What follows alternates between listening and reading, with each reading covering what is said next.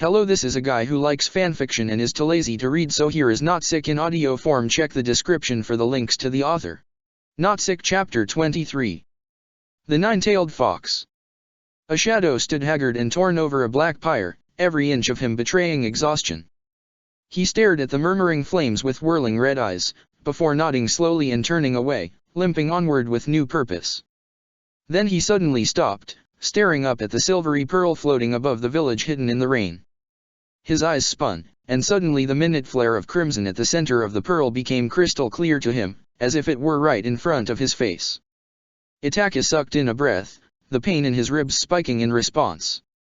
His sherry non grew wide, and his limp transitioned into a loping sprint, breaking apart the puddle he'd been standing in. Even the mild speed hurt, sending waves of agony throughout his body, but he ignored them. There were more pressing matters on his mind. Naruto Uzumaki, what have you done? Nagato. The emaciated man panted, gritting his blood-stained teeth. Blood was steadily running from his nose. Konan pressed in, her lips cut in a severe line. Origami birds flitted around her, cleaning the blood from her friend's face. Listen to me. You've practically killed yourself. If you keep this up Be quiet, Konan, Nagato hissed, and the woman pulled back at the tone, frowning. I have to maintain my concentration. It's struggling. Struggling. The paper woman blinked. She turned, moving towards the balcony that looked out over the village, the sparse room's only apparent exit or entrance. All the others were hidden. That shouldn't be possible. She stepped out onto the balcony, squinting at the distant watery sphere. It dominated a Megakure's skyline, like a mysterious traveler come to visit, hovering over the city. The lack of rain just made the situation more surreal. You made it so large. It should be crushed by now Something in the center of the orb caught her eye, the solid core of concrete and steel that Nagato had formed before encasing it in the crushing pressure of a Megakure's water. It was glowing a brilliant cherry red. Konan blinked.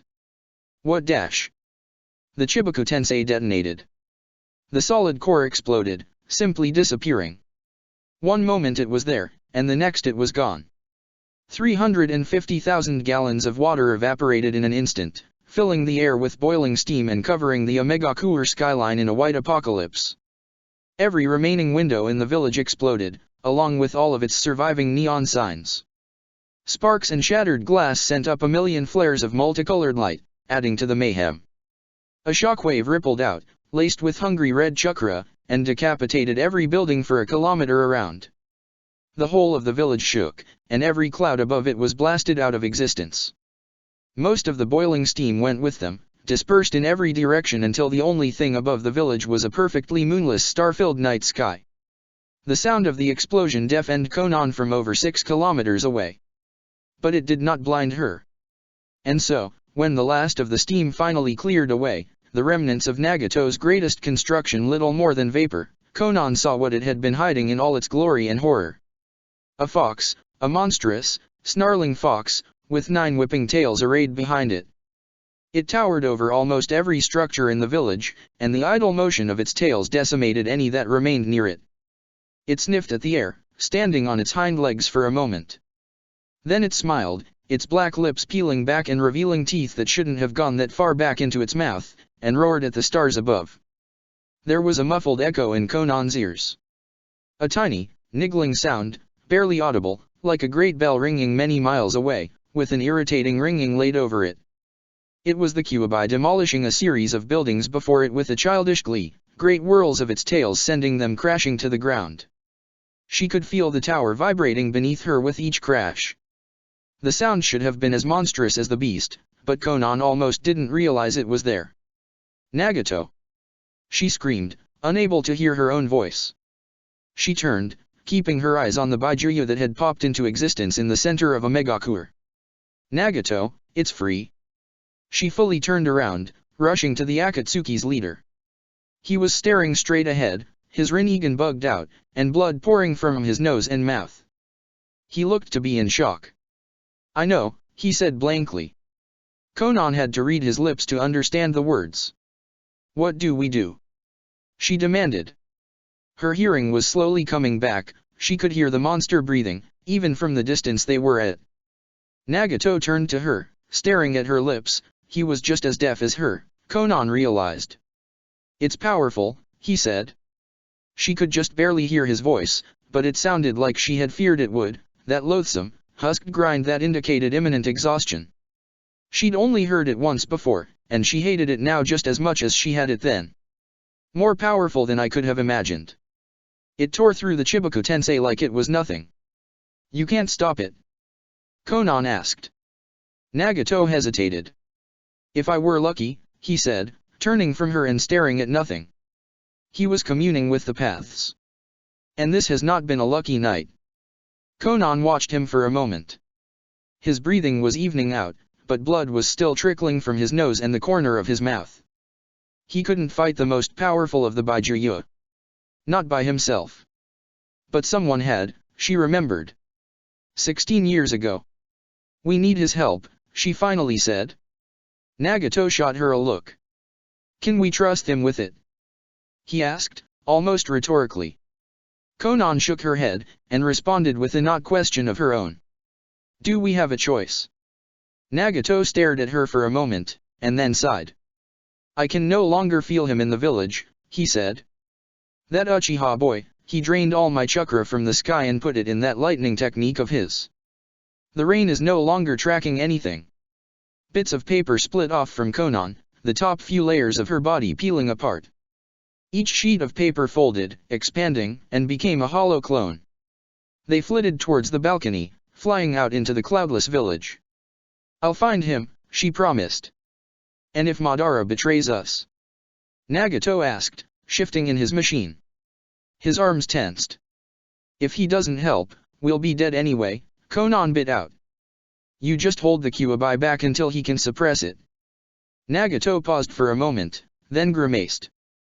"There is a demon ready to destroy my village," he said slowly, before he straightened out, his spine popping with a momentous crack.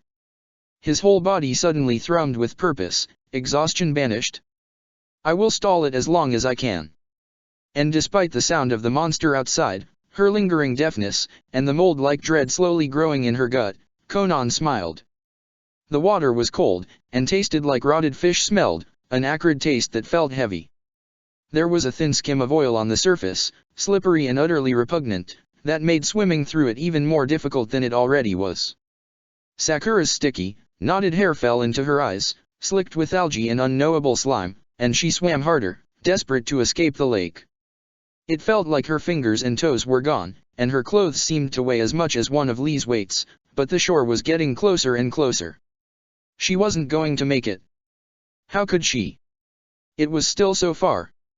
Though surviving a several-mile fall into a freezing cold lake was also something that she hadn't thought herself especially capable of, but here she was, and if she could manage that, why not a kilometer's swim to shore? She hated herself for that. Hated. Hinata's face was taunting her, drawn in horror and pale with shock, the last she'd seen of the quiet Hyuga. "You're not dead yet." What an empty promise. Maybe it would be better if she did drown. She'd landed closer to the real shore than she had to the village itself. Far closer, it had been the difference between 1,000 meters and 5,000. Every inch of her had screamed to go back to the village, to help her friends, to help Naruto. But drowning wouldn't help anyone, and that's exactly what would have happened to her if she'd tried to swim that distance in her current state. Sakura knew that just as surely as she knew that she'd never forgive herself for turning away from the distant village and towards the shore. It felt like running away. Sakura panted, pushing forward through the water. She could feel herself moving towards total exhaustion with every stroke, depleted of chakra, soaked to the bone, injured in too many places to count, and on the edge of hypothermia. She was completely unable to boost her own body heat. She couldn't even muster up the chakra to run on the water. But there was no way she was going to die as stupidly as freezing to death in a lake she didn't know the name of in a country that wasn't her own. 1 stroke, 2 stroke, 3 stroke, 4. Arm over arm, legs feebly kicking. Katsuya was gone, lost in the sky above. She couldn't go on. There was no more strength in her arms, and her lungs. Her hand slammed into something, bruising her knuckles. Sakura opened her eyes. She'd never thought she'd find mud and rotting roots beautiful, but the shore surrounding a megacooler indisputably was. She scrambled forward, pulling herself farther onto it, flopping like a dead fish once she was fully free of the clinging, bitter water. It thickly slipped off of her, as if it were reluctant to leave. Sakura flipped over on her back, breathing deeply and hacking up an occasional splash of liquid. Everything was soaked, she couldn't feel her fingers, but they were definitely pruning. Her boots were gone, lost to the lake, and all of her wounds were bleeding sluggishly, clogged up by the filthy water. The ribs cracked by the Shinra Tensei ached, a hollow burn spreading throughout her chest. But she was alive.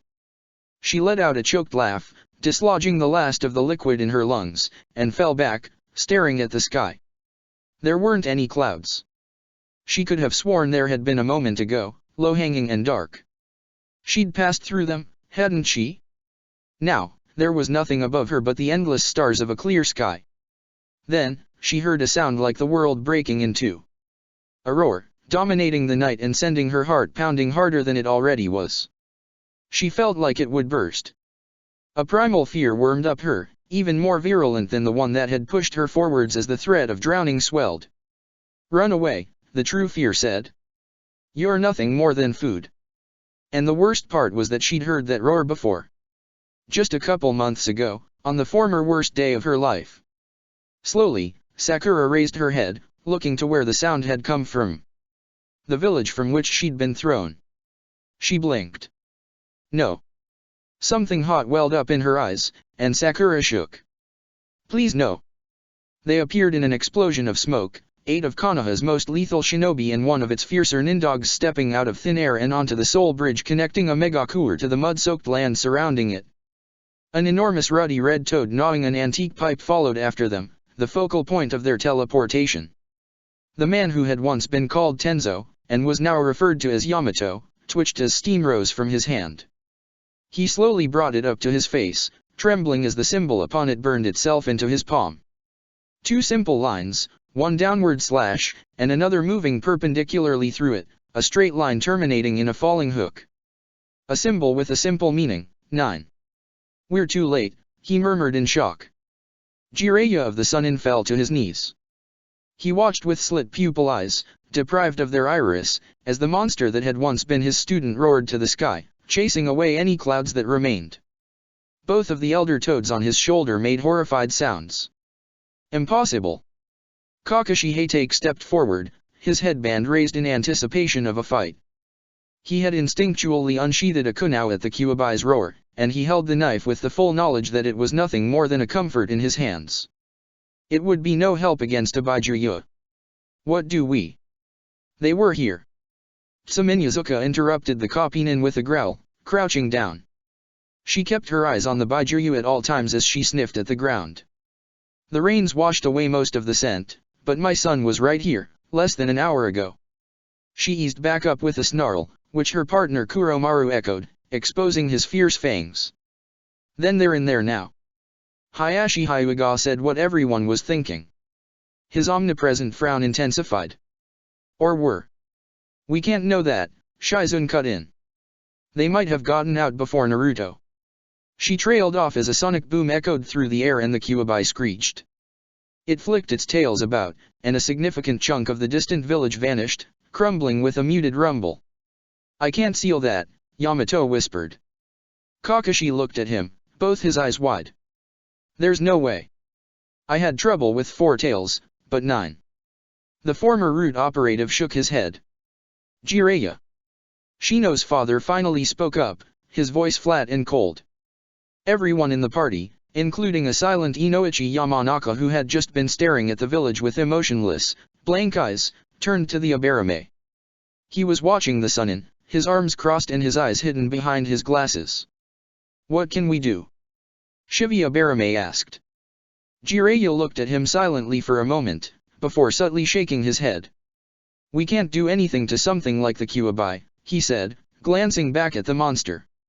It was spitting balls of fire in every direction, turning chunks of a megacooler to molten slag. Some sort of vindictive joy shot through Jiraiya at the sight, burning away just a bit of the fear and horror. A moment later, the fox staggered back at an invisible hammer blow, before it planted itself and roared, leveling a tower some distance from it. I can seal it, but it would be a one-time thing, the Sunin continued. Kakashi watched him carefully, his shock fading behind decades of experience in suppressing agony. We can't approach it. If it's really fully free, we wouldn't even be a speed bump. We have to look for them, though. Shizune exclaimed. We can't just dash. Hayashi. Inoichi interrupted the medicnin, earning a dirty look that he completely ignored. He was still watching the monster with a detached dread. What can you see? Hayashi grunted, activating his Byakugan. He peered intently for a moment, his eyes narrowing. Within the village, little, he ground out. The entire settlement is saturated with both the Kyuubi's chakra, and someone else's. I can only surmise it is Pain's. He flinched. The atmosphere is thick with it. Nothing is clear. Shizune bit her lip. However, Hayashi continued, and his frown relaxed by just the slightest bit. Your master's apprentice is right over there, Ms. Kato. He pointed without looking to his right, keeping his head facing a Megakure. Shizune, along with Kakashi, turned. They found a pink speck lying on the shore of a Megakure's Great Lake, less than a mile away. With a curse, the Kopinin took off a sizable fraction of the speed of sound, and Shizune followed him. They leapt off the bridge onto the surface of the grimy lake and sped across it, intent on Sakura. Well, that is one, Shivi said slowly. But the rest? Impossible to know. We'll have to search the whole village for them, Hayashi shot back, his fingers drumming a bruise into his shoulder. We don't have time for that, Jiraiya muttered, punching a hole in the concrete in his frustration. The toads on his shoulder exchanged grave looks. At this rate, they'll already be dead. The oldest living Uchiha watched the Kyuubi gut a Megakure from the top of one of the few towers remaining in the village. Leaning against the edge of a windowsill with his arms crossed, one never would have thought he was watching a creature of unparalleled power tearing apart a city. Finally, the Uchiha muttered, and then he jumped. In the village hidden in the rain, a god was battling a demon. And the god was losing. Badly. Faced with the demon, the god was beginning to understand what a mistake he had made. Pain had been wrong.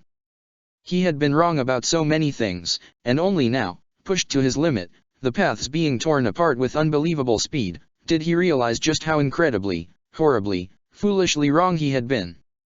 The Kyuubi was not just a Byakuya. The Kyuubi was not a monster to be conquered, the Kyuubi was not an animal to be wrangled, a beast to be tamed. It was more than just sentient chakra shaped in the form of a fox with 9 tails. The Kyuubi was hate. When the Kyuubi struck out with its tails, it wasn't a beast that tore a Megakure's buildings down, that blew concrete and steel away from itself like leaves in a strong wind. It was hate, rendering a Megakure down to its basest level.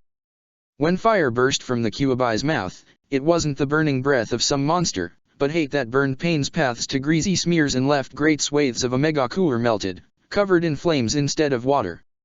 When the Kyuubi lashed out with its claws, it was hate that tore gouges from buildings and crushed paths like bugs. And when the Kyuubi screamed and roared and raged, it wasn't just some animal venting its frustration, but a physical manifestation of hate, pressing down on the world like an unstoppable weight, knocking away anything and everything and shaking the very foundations of the village. Pain had made a mistake, but he was almost happy he had. The hate ripping into his village was the very thing he'd sworn to fight. It was the very thing that was tearing apart the world day by day, hour by hour, and at that exact moment it was physically in a Megakure, destroying everything it could reach. The situation couldn't have been more perfect if he'd asked. He couldn't beat it. He already knew that. The Chibaku Tensei had been his best shot, and it had failed to an embarrassing degree. It made sense to him, Pain was a creation of that very same hate. He was just an echo of it. Matching it was out of the question. But even an echo could stall hate until another echo could arrive, until another one of its creations could stop it. And then Pain could use it. And with a hate like this, bringing understanding to the world would be laughably easy. Terrifyingly easy. All he had to do was survive. The Deva Path knocked the Kyuubi through 3 or 4 apartment blocks with a wave of its hand. The Byakuya didn't even fall back, simply skidding along the ground as it rode the force, spitting concussive waves of red death at Yahiko's body. A Preta path interspersed itself, absorbing the shots, and was torn apart a moment later when the Kyuubi thundered back and crushed it under one of its paws, catching it in the middle of a vain dodge. The fox was fast, the speed of its passage sent out visible shockwaves, blowing destroyed buildings away from it and generating a painful crack. The concussive force hammered pain, and he rode it out of reach of the Baijuyu's claws. The Deva path flipped away, and as it did, a beam of startlingly blue light burned into the Kyuubi from a distant tower, singing its back. A cluster of missiles followed, splitting apart in midair and forming a wall of explosives above the fox. The Baijuyu turned, its mindless eyes narrow, and screamed. The missiles detonated or flew wildly off course, and then the Kyuubi turned towards the tower the Azura path had been firing from. It roared again, and a concussive wave of force rippled out, blowing out the bottom 2 floors of the building. It slowly toppled, grinding away its lower levels with the force of its collapse. The Azura path escaped the collapse, only for the scattershot blast of furious chakra the Kyuubi sent after its roar to melt it into unidentifiable slag. That was the 20th path Pain had lost. Now, he was down to 15 spares. But he only had to stall until Konan found Madara, or Madara found him. Peace was within his grasp. The wall came apart like wet tissue paper, and Kisame laughed a lunatic's laugh, pressing forward as if the obstacle wasn't even there. Every step he took in his headlong sprint left small craters in the ground, and another wall crumbled before him, brought down by his speeding bulk. Samehada licked its lips, making a keening sound. Kisame could smell Kabuto somewhere above and ahead of him. The former Konohinin was running as hard as he could, unable to get the space needed for a summon teleport. Burdened by his crippled master, the little snake was nearing the western edge of the village. But Samehada had tasted Kabuto's blood, and now Kisame would have found him even if he were deaf and blind. So while Kabuto flitted across the roofs of a Megakure, Kisame didn't indulge in acrobatics, he simply plowed through every building in his way in a straight line set on the fleeing snake. His cloak was gone, and he was bleeding from a multitude of insignificant wounds, including one that had taken most of the meat from his left bicep. He was also nearly blind in one eye. His old comrade Deidara, visiting from the land of the dead, had tried to be clever and nearly blown his head off. Kisame had shown him exactly what a poor idea that had been.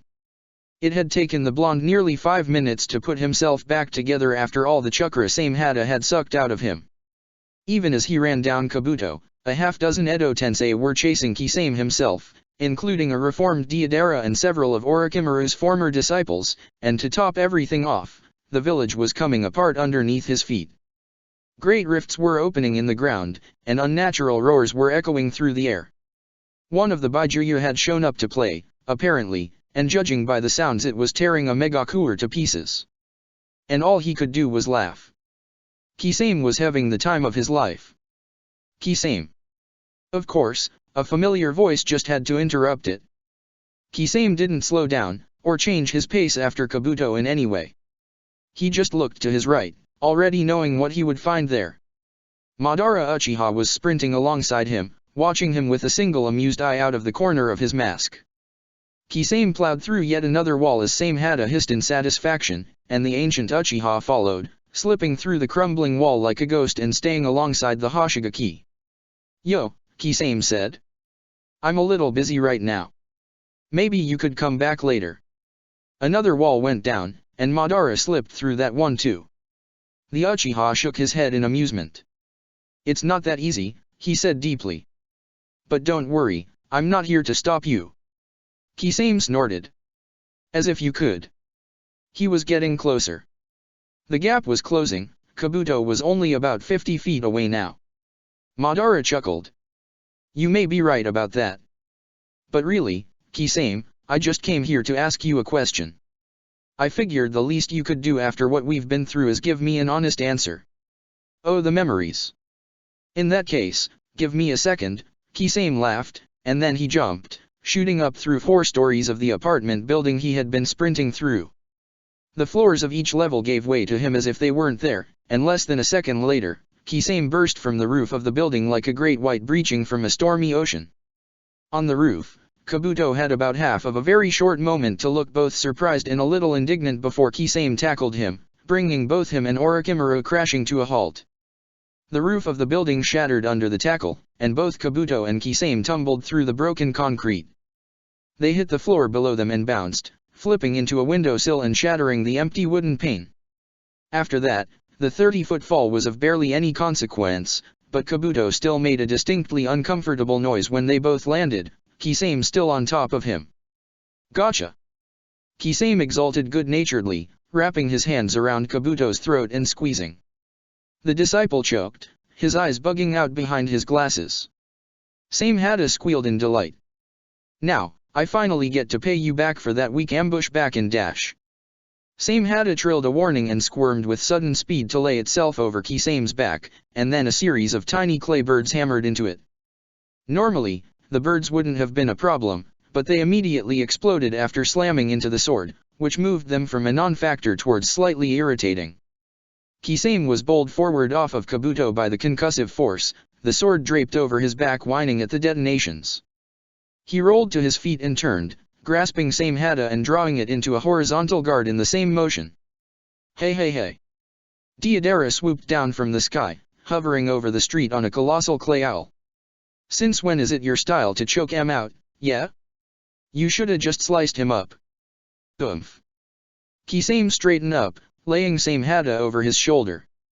He barely deserves it. He shot a look to Kabuto as the man scrambled to his feet, clutching at his throat.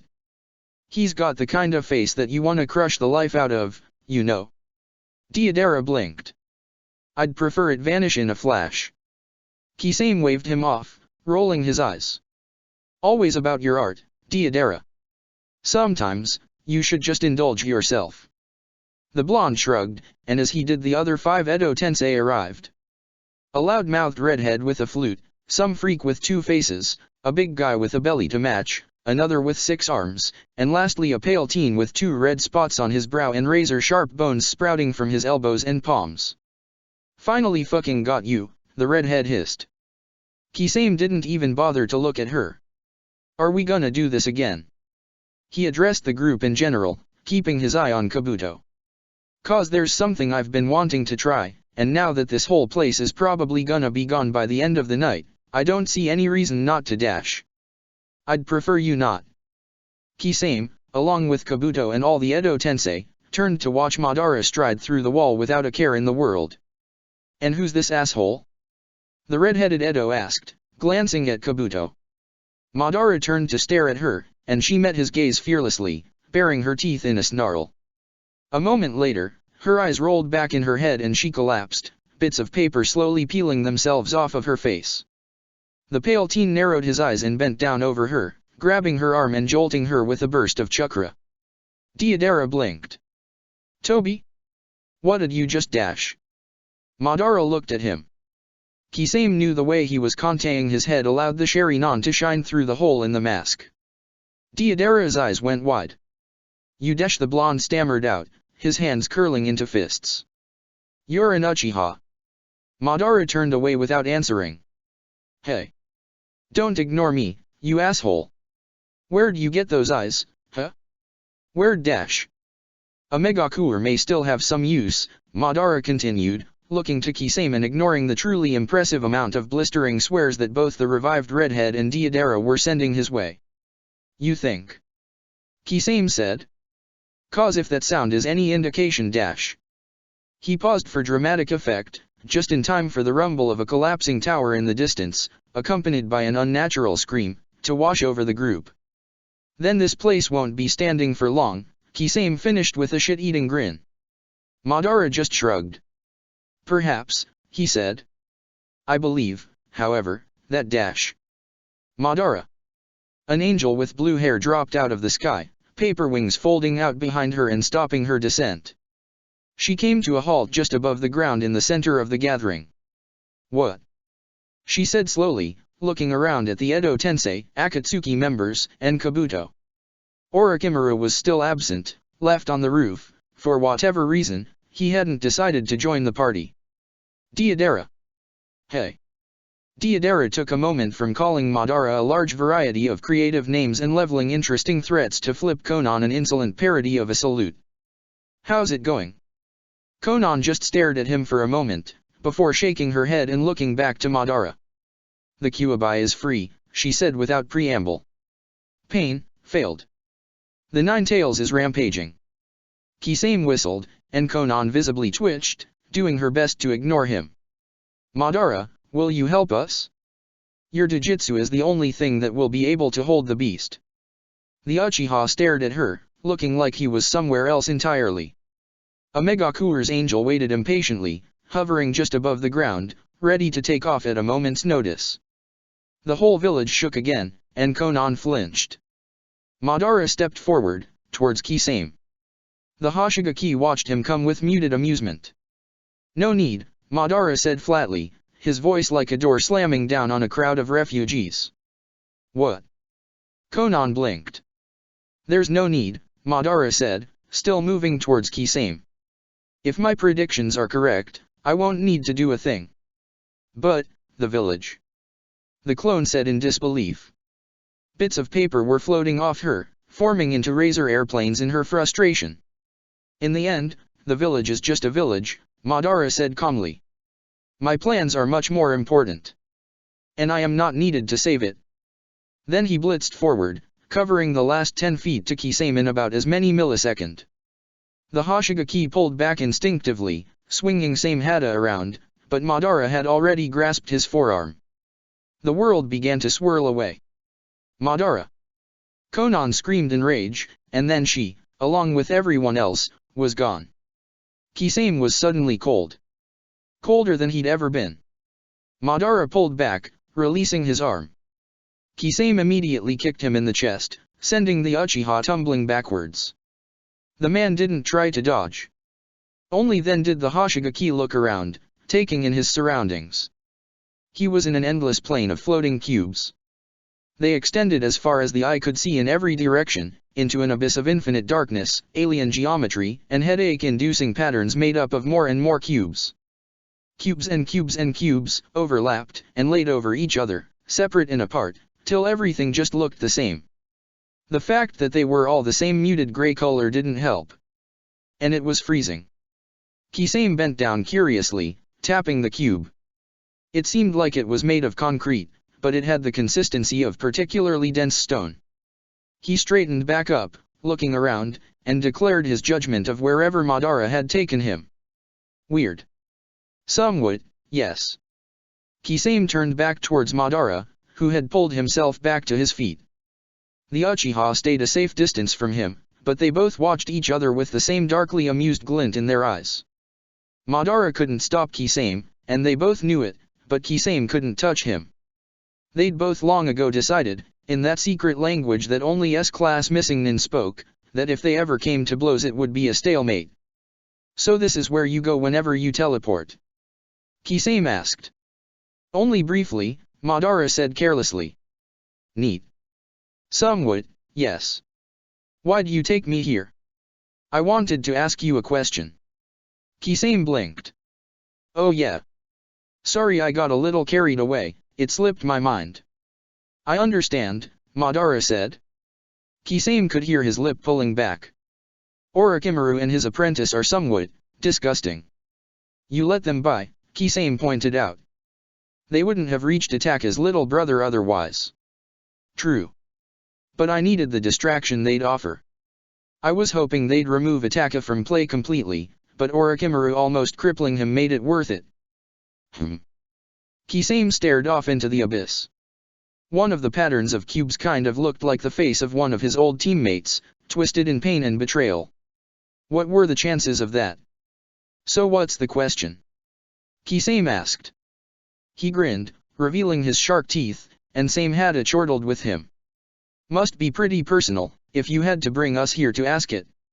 I'll have you know, this blue look is all natural dash. Why are you following Ataka? Madara asked, and Kisame immediately shut up. Why not? He said after a second. The silence of the cubed world absorbed the weak deflection. Madara's eye roll was almost painful looking. Don't play games with me, Kisame, he rumbled. The least you can do is answer some honest curiosity. Leader's village is getting torn apart right now. Don't you think you should listen to Konan? Kisame asked with an uncertain grin. The Kyuubi is nothing to trifle with. Like I said, I won't be needed. Madara crossed his arms. Are you going to answer my question? Because if not, I'd ask you to stop wasting my time. Kisame just watched him, his beady eyes narrow. Then, coming to a decision, he slammed Samehada into the ground, burying it a foot in the cube. With the sword planted, he sunk to a cross-legged position next to it, his hands resting on his knees. Madara remained standing. Why'd I abandon your plan, huh? The world of truth. Kisame asked evenly. Exactly. Madara's arms remained crossed, but his mien was relaxed. This conversation wasn't the preamble to a fight. I had believed that it was exactly what you wanted. But if you are traveling with Itachi in his efforts to disrupt my design, I'm forced to assume that I was mistaken. You're not, Kisame chuckled. I gave up on your plan. Why? Kisame scratched at his gills. I realized it wasn't what I wanted. He could tell Madara was frowning. You'll have to explain.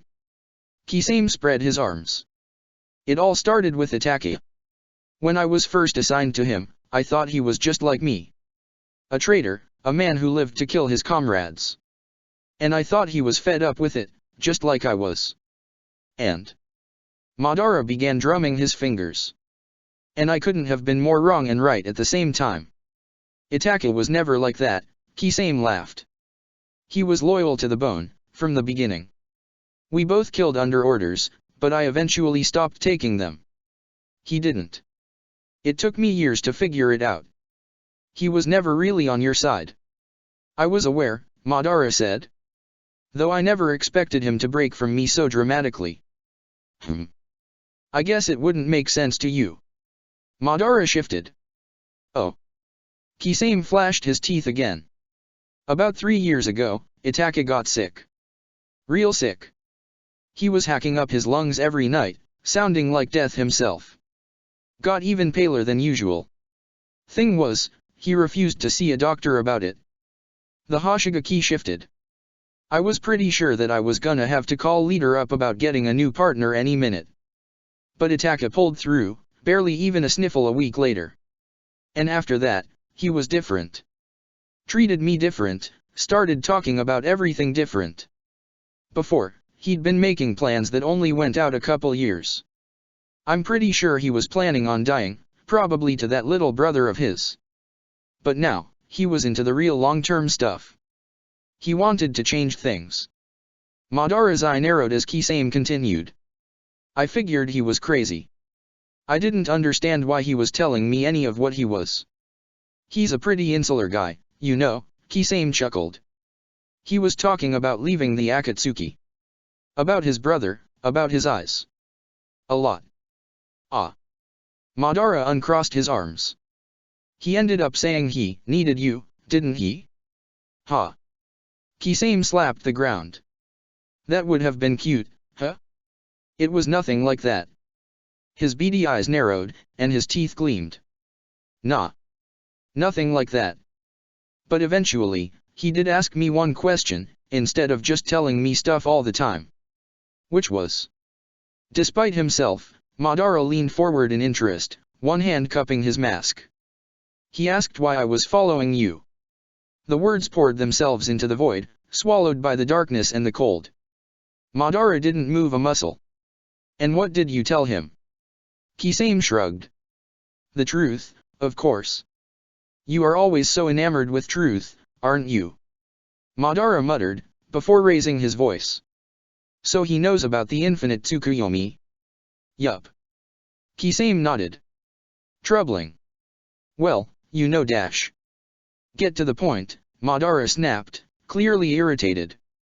Kisame just grinned, raising his hands in a mockingly plaintive gesture. Hey, no need to get testy. It's a good plan. Itachi thought so too, he said. It's just not what I wanted. And why is that? Madara demanded, stepping forward. Your whole life, you've lived in this rotten world, Kisame. Where no one tells the truth and every hope is a lie. Where you've been forced to sacrifice everything again and again, just to maintain that illusion that what you're doing matters, before you gave even that up. One of his fists started rhythmically clenching and unclenching, his fingers drumming on his palm.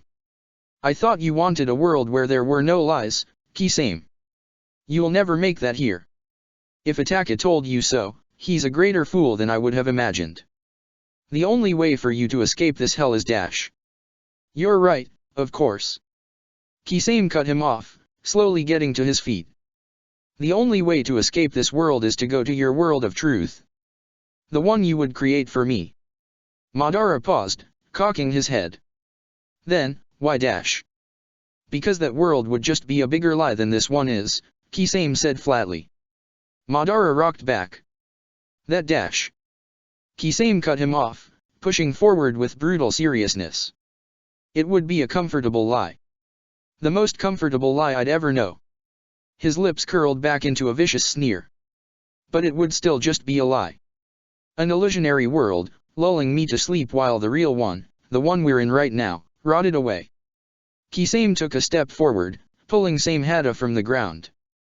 The sword shook, anticipating blood, but Kisame calmed it with a single tap as he continued.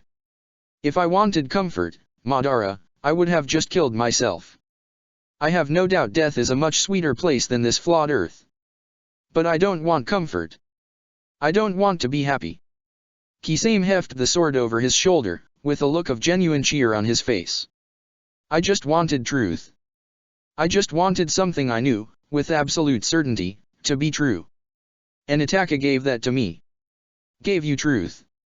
Madara asked, his tone lowering to a mocking baritone. Ataka's lied all his life.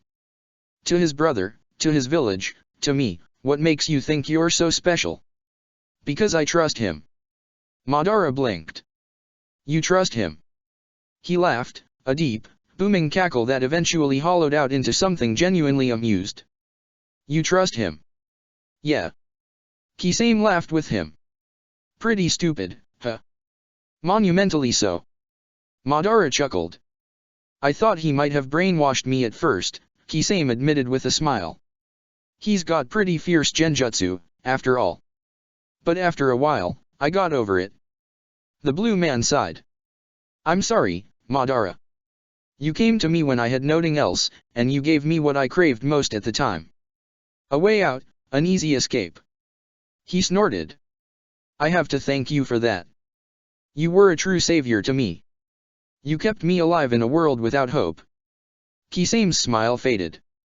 His face flattened out, and he leveled Samehada at the Akatsuki's true leader. But I can't bring myself to agree with your plan anymore. It just isn't what I want, and Ataki offered me something you couldn't. That's why I'm following him. Madara stared at the sword. I'm sorry to hear that. Truly. Kisame shrugged, withdrawing Samehada, who whined in frustration. Probably just gonna leave me in here now, right? He looked around at the endless abyss of impossible geometry. Might take me a little while to break out. Unfortunately, I can't risk leaving you in here, Madara said, walking forward. Kisame tensed for a moment. I'll be needing this dimension soon, and having you interfere while I'm in it would be unfortunate. The ancient Uchiha held out his hand. Kisame stared at it, then up at the mask that hid the man's face from the world. Thank you for the answer, Kisame, Madara said slowly. Kisame took his hand, and for a moment, it wasn't two destined enemies alone in the dark, but just two very tired shinobi, clasping hands. It was illuminating. Anytime, Kisame said, and then the world swirled away. Madara and his abyss vanished. The dark melted into a muted gray, the not-quite stone beneath Kisame's feet gave way to soft grass, and the utter, sound-devouring silence warped into a series of quiet chirps and rustling trees. Kisame looked around at the small stretch of woods he had found himself in. He had no idea where he was. Samehada spat, and Kisame glanced at it, before staring up at the star-filled sky. Damn. What do we do? Kiba stopped staring at the monster that was tearing a Megakure apart, and started staring at Ino instead. The Kyuubi wrecking pain's sealing technique had woken her up with a sharp yelp. Now, she was watching him with cold eyes. Kiba didn't know what to think of that. You never knew how someone was going to react to death. He certainly hadn't expected himself to clam up, for his mind to go as blank as a sheet of untouched glass. He would have thought Ino would have cried, or screamed, or just shut down. The Yamanaka had always struck him as girly, for lack of a better term. But Ino hadn't done any of those things. Instead, she'd just grown truly, incredibly, terrifyingly angry. Anger wasn't the proper word, either. Anger was something that dulled with time. Anger wasn't something, by itself, that could kill you. But right now, Koji couldn't even look at Ino. The killing intent she was unconsciously radiating was barely a drop against the Kyubai's presence, but it still felt like a knife pressed against the back of a neck. Ino wasn't angry. Ino was furious. What do we do? She asked again, more sharply.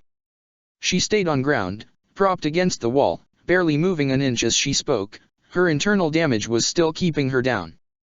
But now, she hardly seemed to notice the blood that accompanied every word from her mouth. Kiba looked around helplessly. Nothing. He shook his head. Nothing. Naruto's gone. And Pain. He spun back around to look at the monster, and the god losing to it. Pain will be gone too, he declared, and a flash of something primal and satisfied flashed across his face. Shino's body drove it away a moment later. And this? Ino hissed, her whole body trembling. There was a green glow in her left hand. She raised it towards Kiba, unclenching her fist. Naruto's necklace was there, jittering in her palm and emanating the eerie light. Kiba looked at it for a moment, taking in the strange way light played across the crystal's surface. No idea, he said. It only started doing this when the Kyuubi came out, Ino gritted out, her pupil-less eyes piercing Kiba. It must mean something. It might be a warning, or a detection jutsu. Or a seal. Koji, Kiba, and Ino all turned towards the voice. It was female. Kiba had only heard it once before, 2 weeks before, and only briefly, but he remembered it like it was yesterday. The redhead that had been on Sasuke's team Hebai stepped around the corner of the shattered building, watching them carefully. That's not just a necklace, she said slowly, approaching them with gentle, cautious steps. Her left eye twitched. That's crystallized chakra. You dash. Ino tried to sit up and failed, slumping back down with another cough. Geez. You look pretty bad, the redhead murmured, unsteadily stepping closer to Ino. Koji stepped in front of her, swelling up to his full size. Who are you? He rumbled. Akamaru, coming up behind him, growled at the newcomer. My name is Karen, Karen said, keeping her hands clearly visible. They were shaking violently. I'm a medic. I can help your friend dash. Wait a minute. Kiba cut her off, and both Koji and Karen glanced at him. You were with Sasuke, right? He took a step forward. Why are you here? We came to get Sasuke, she said, stepping around Koji. The Akimichi watched her go with a huff, following closely behind. Karen bent down over Ino, ignoring the girl's glare. She stuck out her arm. Bite me, she said, rapidly blinking twice. Ino made a disgusted face. What? Just do it, Karen said, shaking. It'll make you better, I swear. She bit her lip. Please, quickly. Being near that thing is.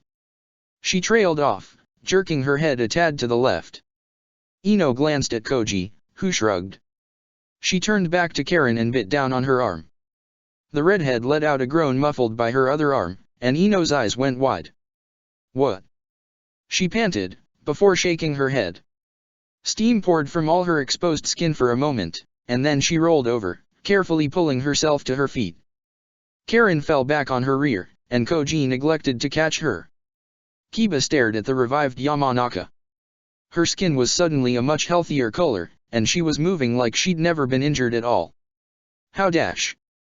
You said something, Ino cut him off, and Kiba shut his mouth. The blonde looked down at Karen, who was trying to even out her breathing. She let the necklace in her hand slid down, until it was hanging from her fingers by the cord. Crystallized chakra, Ino said. What did you mean by that? It's... Karen gasped, trying to get to her feet. Koji finally reached down and took hold of her arm, gently dragging her back up. It's very potent, solidified chakra. From someone long gone, no doubt. But it's reacting to the Kyuubi. She indicated the glow. I'm a sensor. I can feel it reaching out, it's trying to grab the thing. She shuddered. It's almost as frightening as the thing it's trying to snare. So. Ino raised her hand, staring at the glowing necklace. We could use this to seal it. Karen shook her head. No, no, she muttered, trying not to tremble. It's not nearly enough. The Kyuubi could break it in less than a minute, it wouldn't keep it down long enough to make a difference. A minute, huh? Everyone but Karen froze at the voice, looking around for the source. They found it right behind them, looking away from them towards the monster destroying a Megakure. That's really Naruto. Sasuke murmured, before looking away from the Kyuubi and back at the frozen group. He drew himself up. A minute would be more than enough. He strode forward. Ino stumbled back in shock. The fact that Sasuke was covered from his left arm to his forehead in dried blood, his hair sticking up with static charge in every direction, and shirtless, with a naked sword was in his right hand, somewhat contributed to the decision. Kiba just stared. There's no way. Koji nodded dumbly. Sasuke ignored them. Ino, he said tiredly. Give me the necklace. And Karen, he turned to his teammate. Take care of them. Sasuke. The Yamanaka blinked, unable to believe he was there. She handed over the necklace as though she was in a trance, and it fell into Sasuke's hands with a clink. He closed his fingers over it, muffling the glow. The Uchiha's eyes spiraled out, the familiar onyx replaced by a whirling starburst pattern, and Ino took another step back. What are you going to do? Sasuke turned away from her, back towards the Byakuya. He sighed, his left hand dropping bonelessly to his side, and his sword coming up. Something stupid, he muttered, and then he took off at a high enough speed that his passage ruffled his watcher's clothes and kicked up a trail of dust and loose concrete behind him. He sprinted into the village, becoming smaller and smaller. And headed right for the Kyuubi. Kiba watched him go with eyes like dinner plates. He's fucking nuts, he declared after a frozen moment. Akamaru barked in agreement. Probably, Karen said, sounding like she was trying not to throw up. But it might be your friend's only chance. 9.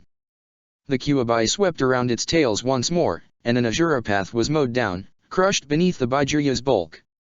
8. A Preta path landed just behind the beast's ear, driving both its hands into the bristling fur. The fox shook, slashing at the man draining its chakra, but the Preta path stubbornly stuck to it, dodging the claws. There was a puff of smoke, and a rhino charged out of the sudden cloud, its horn set for the Kyuubi's chest. An animal path rode atop it, piercing Rinnegan watching the monster contemptuously. The Kyuubi screamed and rolled over, crushing its head against the ground and barely ducking under the rhino's horn. The Preta path died with an unheard squish, and then the Kyuubi came up in what could only be called an uppercut, its claws opening the summon it had dodged from tail to throat. The rhino reared back, and the animal path fell from its head. The Kyuubi snatched it out of the air before it could reach the ground, devouring it in a single bite. Its man-sized teeth ground the animal path to pieces. 6. Pain blankly watched his paths fall. 6. He was down to 6 bodies, 3 of which were currently active, out of the original 36. He would have called it unbelievable, but only if he weren't faced with the Kyuubi. The beast couldn't be fought conventionally. Nothing Pain did was more than an inconvenience to it, his Preta path could nip at it, his Naraka path futilely strike it, his animal paths distract it, his human path stall it, his Azura paths irritate it, and the Deva path could push it back. But the monster was only ever slowed, never even close to being stopped. It simply came on, roaring louder and louder, crushing and melting everything around it. 5. Pain's last human path was destroyed as it misjudged a dodge, and the Kyuubi's paw flattened it to paste underneath it. The fox was impossibly fast for its size. 4. The last animal path died a gruesome death as the Kyuubi speared it with one of its claws, lifting the woman into the air and tearing her apart by simply spreading its digits. The fox roared, lifting its head to the sky. Pain watched it warily as his other paths retreated. With so few bodies left, he had to be extraordinarily careful if he wanted to stall the beast much longer. As soon as the fox moved, the Narikopath would have to retrieve the 2 bodies it had just slaughtered. But he was already low on chakra, another impossibility. Was it even worth it to? The Kyuubi's mouth spread impossible wide, revealing its 2 far back teeth once more. Something started gather above the teeth. Pain blinked, peering closer. Multicolored pearls of chakra, dancing with deep blue and red and the occasional flash of black, swirled above the Kyuubi's mouth. They began to drift towards each other, fusing into a whirling dark orb hovering above the beast's mouth. The orb suddenly doubled in size, and the Kyuubi sunk, the ground under it cratering and sending out a shockwave of displaced air that ruffled Pain's hair and rolled rubble away from the monster like leaves in a storm. The Rinnegan went wide. Baijuutama. Pain took a deep breath, gathering himself. The Kyuubi's jaw snapped out, swallowing the orb, and then its head dropped. Its crimson-slit eyes glared out, boiling with something beyond simple hate. Then it opened its mouth with an ear-bursting scream, and the super-compressed ball of deadly chakra shot out, right at the Deva path. It tore away everything before it, creating a long rift 10 meters deep in the concrete it passed over. It loomed before Pain, filling his vision, and he felt the tiny gravitational pull the incredibly dense ball was putting out tug minutely at him. He punched out at it with his single arm, a simple symbol of defiance. Ha! He shouted. Gravity convulsed, the very air racking itself with invisible force, and the tailed beast bomb rebounded, shooting straight up into the sky. Both Pain and the Kyuubi watched it go. Then, it detonated, and for about 3 seconds it was as if the sun had risen on a megakur. The Kyuubi was there before the light was gone. Pain didn't have time to jump back, he could only brace himself as the fox hammered a paw at him. It was barely more than a slap, compared to what the monster had been putting out, but it sent Pain spiraling through the air, his entire body becoming an enormous bruise. He crashed to the ground and tumbled head over heels as the other paths scattered, putting distance between themselves and the Baijuya. Pain pulled himself up, watching the Kyuubi stalk towards him. He struggled to his feet, the connection with Nagato was growing tenuous. He barely had enough energy left to coherently direct his remaining bodies. Another Shinra Tensei like the one he had just used was out of the question. But of course, if the Kyuubi used another Baijuutama, that would be the end of that. There was no dodging an attack like that. Come on, then. He shouted, leaping to his feet. The Kyuubi stopped in its tracks, and Pain bared Yahiko's teeth. If you want me dash. He started, before the monster snorted and turned away from him, batting at something behind it. Pain blinked again. That was then he noticed the vibrant green band of energy wrapped around the Kyuubi's hind leg, slowly worming its way up its body. What? Sasuke gritted his teeth. He held the necklace Ino had given out before him like a priest would a holy object, pointing it at the Kyuubi. Green snarls of chakra lashed from the crystal, wrapping themselves around the fox. The beast roared, shaking itself and snapping some of the bonds, but more slipped out, settling over its legs. The necklace was shaking in his hand, and almost hot enough to burn him. Sasuke was pretty sure that was a bad thing. Kyuubi. He shouted as loud as he could, the sound carrying itself clear across the village. The fox snapped its head toward him, baring its teeth. There was no intelligence in its eyes, just merciless, blinding hatred and rage. Sasuke didn't flinch, meeting the thing's gaze fearlessly. The Susanoo flickered around him, the ghostly purple ribs rising once more. Fresh blood trickled from both of his eyes, and was swiftly ignored. You have something. Sasuke paused, his voice temporarily failing him in the face of the Kyuubi's sheer presence. The fox moved closer, and Sasuke shook himself. You have someone important to me. He planted his feet, the Susanoo finally fully rising. The skull mask stared out, leering at the Kyuubi. The Baijuya bristled at it, and let loose a deafening roar. The Susanoo shook, but Sasuke stared exactly where he was. Sasuke shouted at the fox, pouring all the pain of the last hour into his voice, and then he shoved his hand, and the necklace it held, into the Susanoo's ribs. He is not yours. Suzuki squeezed. There was a flash of light, and the necklace shattered. Green highlights burst out from it, racing through the purple of the Susanoo and leaving traces of a violent viridian wherever it went. The guardian shifted, the color mingling with its natural violet, and then settled. Suzuki panted. Mixing an unfamiliar chakra into the Susanoo was difficult, but not impossible. And now, if Karen were correct. The Kyuubi attacked, lashing out with a single paw in an attempt to crush the Uchiha.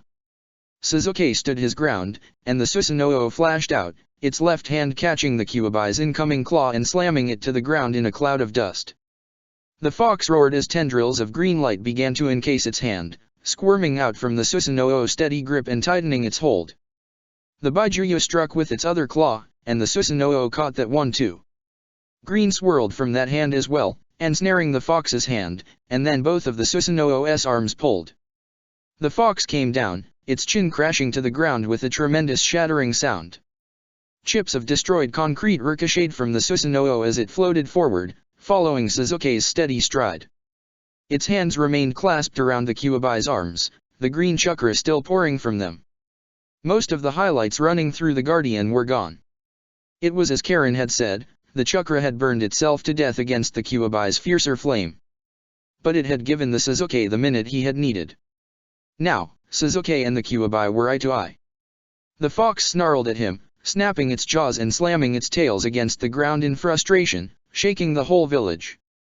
Suzuki stared into the monster's mindless red eyes, and Ataka's gift whirled. "Give Naruto back," he whispered, and the world rushed away. Not Sick Chapter 24. Uzumaki and Uchiha. Under normal circumstances, it was impossible to fight something like the Kyuubi. It was a monster, a demon, an enormous, hateful parody of a fox.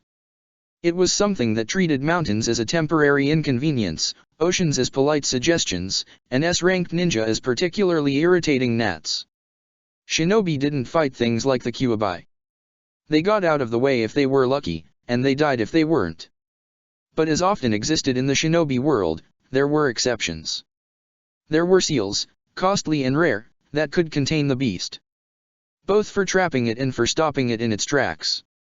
There was the Mokuton, one of the world's rarest Kekii Genkai, that gave its user the opportunity to entrap the fox. There was the Sharinon, nearly extinct, that could allow someone with an indomitable will to enslave the beast.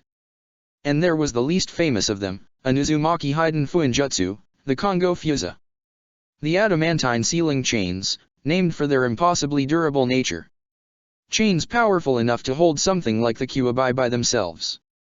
Chains that had only been used by 15 people in the history of the world. The technique had been in use since the Uzumaki's clan's inception, a gift from a forgotten ancestor. It was lost for 3 generations in the midst of the clan wars, before being rediscovered by the wife of Hashirama Senju, Mito Uzumaki. She, in turn, had passed it on to a single disciple in the wake of the Uzumaki's utter destruction in between the Second and Third Shinobi Wars. Unfortunately for Naruto Uzumaki, that disciple was now dead. Unfortunately for the Baijuyu trying so desperately to shatter the last of Naruto's chakra, Kushina Uzumaki didn't let little things like death stop her from fighting to save her son. "This isn't working," Minato yelled. Kushina panted, the chains sprouting from her back and buried in the ground straining. They whirled around her, striking like snakes with a metallic hiss at the Kyuubi. She and her husband had been using a simple strategy. She would hold the Kyuubi, ensuring it couldn't advance, and Minato would push it back into its cage, sealing it and stopping the constant leak of its chakra into Naruto's system. And like her husband said, it wasn't working. The Kyuubi took a halting step forward, snarling at the burden Kushina was laying upon it and sending out waves of violent ripples. The chains swarming over and around it clanked and stretched, filling the air with the harsh clashing of metal on metal. The Kyuubi's voice cut past it all, piercing the din like a shining knife through paper. "Little idiots," it growled, striking at Minato like liquid metal. Its paw became a red blur, swiping at the ground and violently throwing water everywhere. The attack cleanly missed. Minato may not have had access to the hydration within the seal, but he was still fast. More chains cast themselves around the Kyuubi's claw. "You can't stop me, Kushina," the fox hissed, locking eyes with her. You and your pitiful husband are nothing but shades. It reared up and slammed down the whole of its weight in a single fluid motion, shaking away some of Kushina's chains and hurling Minato back with the force of the impact. A great pulse of force shot out around it, sending a knee-high wave of copper water sweeping across the void. The yondaime found his feet before he hit the ground, his landing barely making a ripple, but the moment still bought the Kyuubi enough time to advance forward another step or so. The seal shook. Kushina snarled and threw out more chains. One of them, the tip sharp and cruelly barbed, punched through the Kyuubi's left paw, anchoring it to the ground.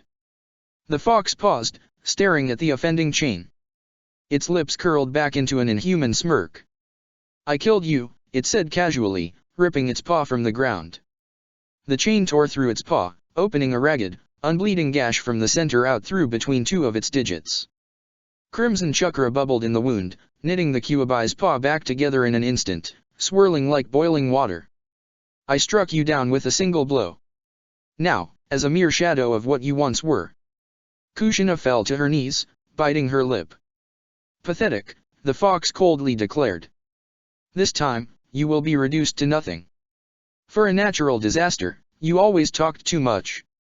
Minato, and the water tower-sized raisonnan he was carrying, smashed into the Kyuubi's jaw. The fox's head snapped up. It fell back, its tails coming around to crush Minato. Kushina shouted, and more chains sprung from her back. They lanced and smashed the Kyuubi's tails away. Minato surged forward into the opening, a yellow flash. The fox snarled, enormous claws raking for the cage as he sprinted forward, and Minato jumped, landing on the Kyuubi's leg.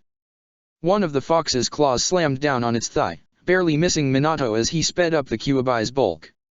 More of Kushina's chains struck out, ensnaring the Kyuubi's paw and leg in a single loop, and then more followed, twining around the monster's chest. They buried spikes and barbs into the Baijuyu, securing themselves. Minato was preparing another raisonnan, the blue glow brilliant in the dim copper light of the seal. The Kyuubi roared, shaking itself like a wet dog, but Minato didn't slow his sprint. He reached the Baijuyu's shoulder, and as he pulled back his raisonnan, more chains whirled up the Kyuubi's back. They looped over its neck and choked it, and the Baijuyu roared again, thrashing in rage. Its head was yanked backwards, forcing it to look away from Minato. Then, Minato smashed right into the fox, leading with the screaming raisonnan. The whirling sphere crashed into the Kyuubi's face with a tremendous crunch and the chains around its neck snapped taut. The fox's neck twisted at an impossible angle, bending almost completely backwards, until its jaw was parallel to its back. It regarded Kushina with a single burning red eye. Then, as Minato jumped away to deliver another blow to push it back, it laughed. "That's it?" The monster chuckled, its neck rolling around and straightening itself. Its head swept towards Minato, and it roared. The yondaime was sent hurtling back, crashing to a stop next to Kushina. Water flew everywhere, and the Baijuyu's laughter grew deeper. "That is all you have?" the beast cackled. It straightened up with a toothy grin, looming over the Uzumaki and Namikaze. "What a waste. You cannot hope to defeat me here, with such paltry attempts. You think we'll just stop?" Kushina screamed, climbing to her feet. "I'm going to tear you apart, Kyuubi. You will not stop." The Kyuubi's voice swept over Kushina like acid, and she grit her teeth. Behind her, Minato stared at the monster with narrow eyes, trying to find another angle of attack. "You are incapable of stopping," it sneered. "You're fighting to save that idiot of a son that you gave to me. He was much the same as you." Kushina stared, horrified. Her mouth moved, trying to form words, but nothing managed to emerge. "But he failed," the Baijuyu declared, its teeth shining and its tails contently waving behind it. "And now neither you, nor anyone else, will deny me the freedom I so rightfully dash." It froze. Kushina stared at it for a silent moment, and Minato with her as he slowly pulled himself from the water. All of the ripples vanished in an instant, dying where they rolled. "No." The Kyuubi narrowed its eyes, lowering its whole profile. All 200 meters of it flowed to the ground, like an animal crouching to avoid a hawk. It glared at the shades, past them, and Kushina slowly started to turn away from it, looking behind her while keeping an eye on the fox. Minato looked with her. No. The Kyuubi shook the seal with its rage, its tails lashing. The last of Kushina's chains broke away, but the Baijuyu didn't press the advantage. It shook its head, gnashing its teeth. Leave. You have no place here. Is that so? There was a boy standing behind Kushina. He was just a bit shorter than her, with thick black hair. All he was wearing was a soaked, bedraggled pair of simple grey pants, secured by a string around the waist, the kind given to shinobi in a hospital. Little more than pajamas. The rest of him was bare. There was a sword in his right hand, a steel chokyuto. His left was covered in dried blood, as well as most of his chest and the lower half of his face. And in his eyes shone a black and red starburst pattern, 3 sickle points lying in the center. A Sharingan, but not any kind Kushina had ever seen. An Uchiha. Huh? Kushina asked. The Uchiha turned to her, his eyes intense. If the Kyuubi was 1,000 tons of boiling water being dumped over her head, then the boy's presence was a sliver of black ice being jammed down her spine. Kushina didn't back away, glaring right back at the bizarre red and black pattern. Where's Naruto? His presence was ice, but his voice was fire. There was a fury there that Kushina hadn't heard in a long time. Her eyes narrowed, and glanced at the Kyuubi. It was still lying low, glaring at the Uchiha with an unbelievable loathing. Its skin was bubbling in places, patches of fur replaced by raw, corrosive chakra, dripping over the monster's skin. In it, she said, looking back at the Uchiha. The boy's eyes spun. The water around him starting subtly rolling away, and a faint aura of purple snapped and flickered into existence. The Kyuubi growled, more of its skin beginning to boil. It stayed pinned where it was by an invisible force. Not enough, it snarled, taking a straining step forward. Not nearly. Naruto was devoured by the Kyuubi, Minato said, interrupting the monster. The Uchiha snapped his Sharingan to him. Minato just met it with the steady, passive gaze he adopted during a fight. Yondaime. The Uchiha whispered, frowning. He looked back at Kushina, and his eyes went wide in momentary surprise. Then. Kushina Uzumaki. A safeguard. Minato shook his head, and Kushina peered at the Uchiha curiously, wondering why he'd had that reaction. We have no time. You're Sasuke Uchiha, aren't you? Sasuke nodded. The seal juddered again, and the Kyuubi took another step forward. I thought so, Minato nodded. You're the right age. And Naruto talked about you, before. He broke off. Kushina just stared. This was the chubby little baby Mikoto had shown off to her before she'd gone into labor? This was Sasuke Uchiha? Minato continued as if he weren't affected by the surreality of the situation at all. Trapped in a decaying seal, facing the strongest of the Baijuyu, with their son in its belly, and talking to a blood-soaked teenager with furious and exhausted eyes who had been a baby less than a day ago. Can you help us? Sasuke bared his teeth in a predator's grin. That was the plan. The smile crept away. I can't control it by myself. Can you two dash? Of course, Minato cut him off, voice still impeccably polite. You got it. Kushina shouted, spinning to face the Kyuubi. She banished her confusion, all that mattered right now was that they had a new ally. You're done for, asshole. The arrogance, Kushina. The Kyuubi rumbled, pushing itself up onto all fours. Its arms trembled, but it bared its teeth in a vicious snarl, its eyes red slits. Its lips were gone, replaced by coursing chakra. You think that whelp can hold me?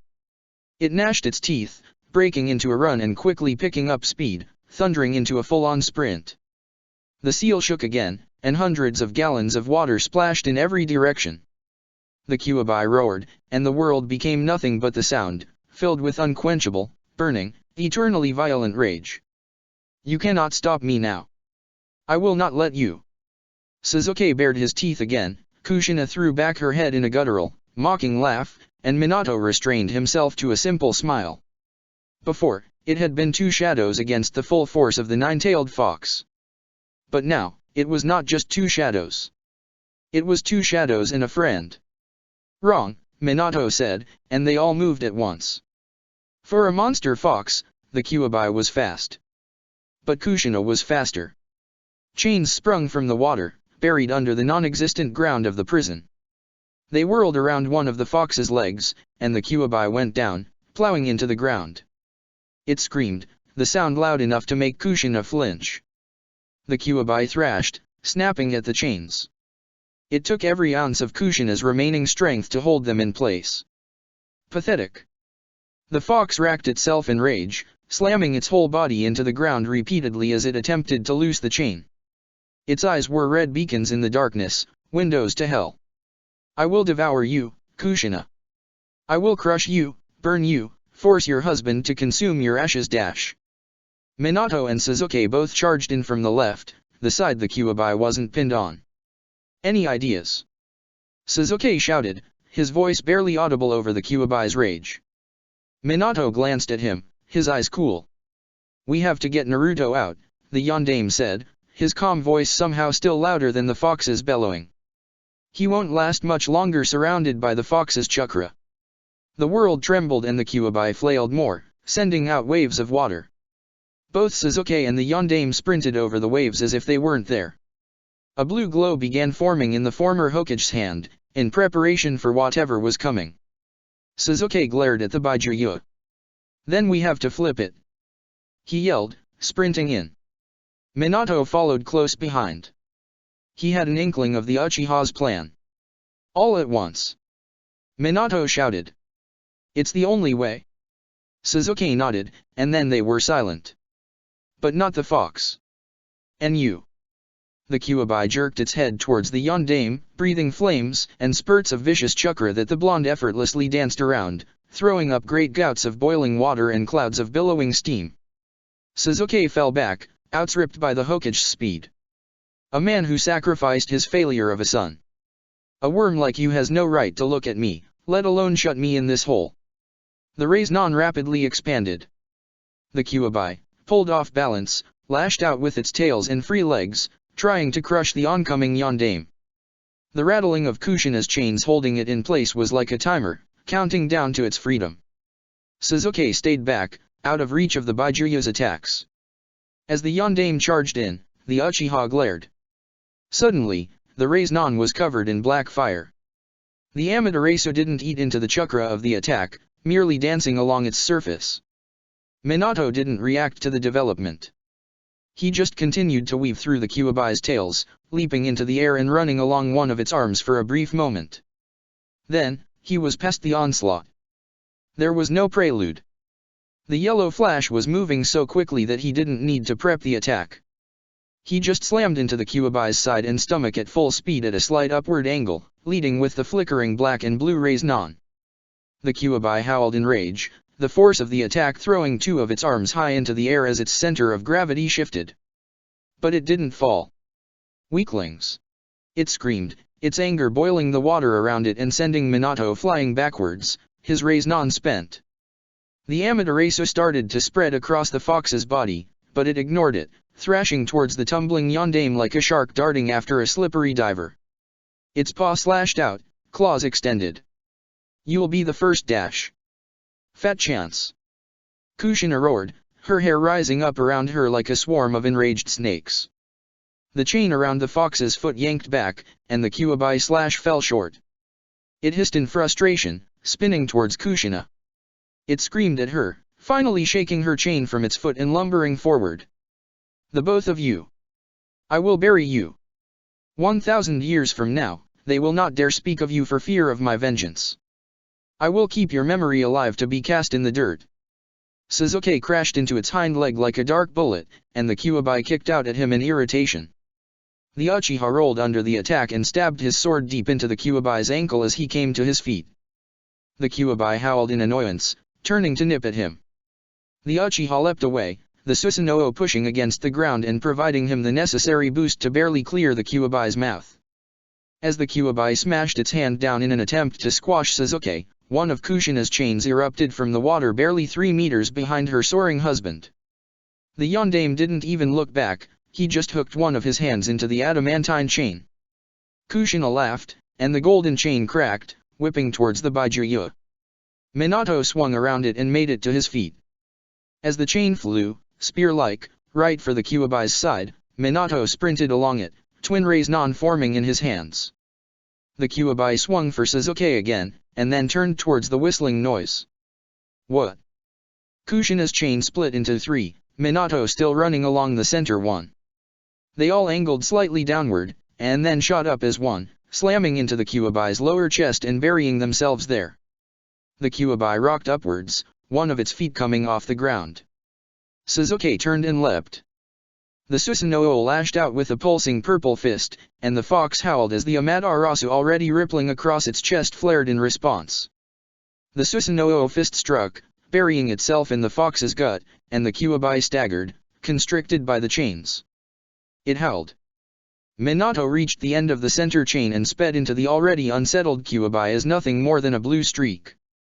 The double rays non-lifted the Kyuubi farther into the air with a horrific grinding sound. There was a moment of eerie silence, filled with nothing but dripping water, and then the Byakuya screamed.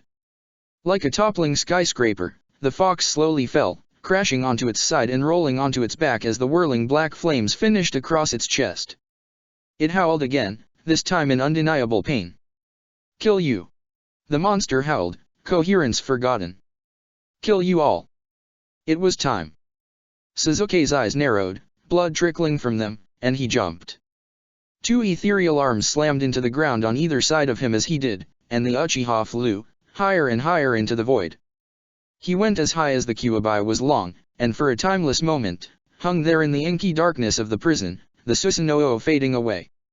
He drew his arm up, and his sword flashed for a second, a point of brilliant steel amongst the utter black.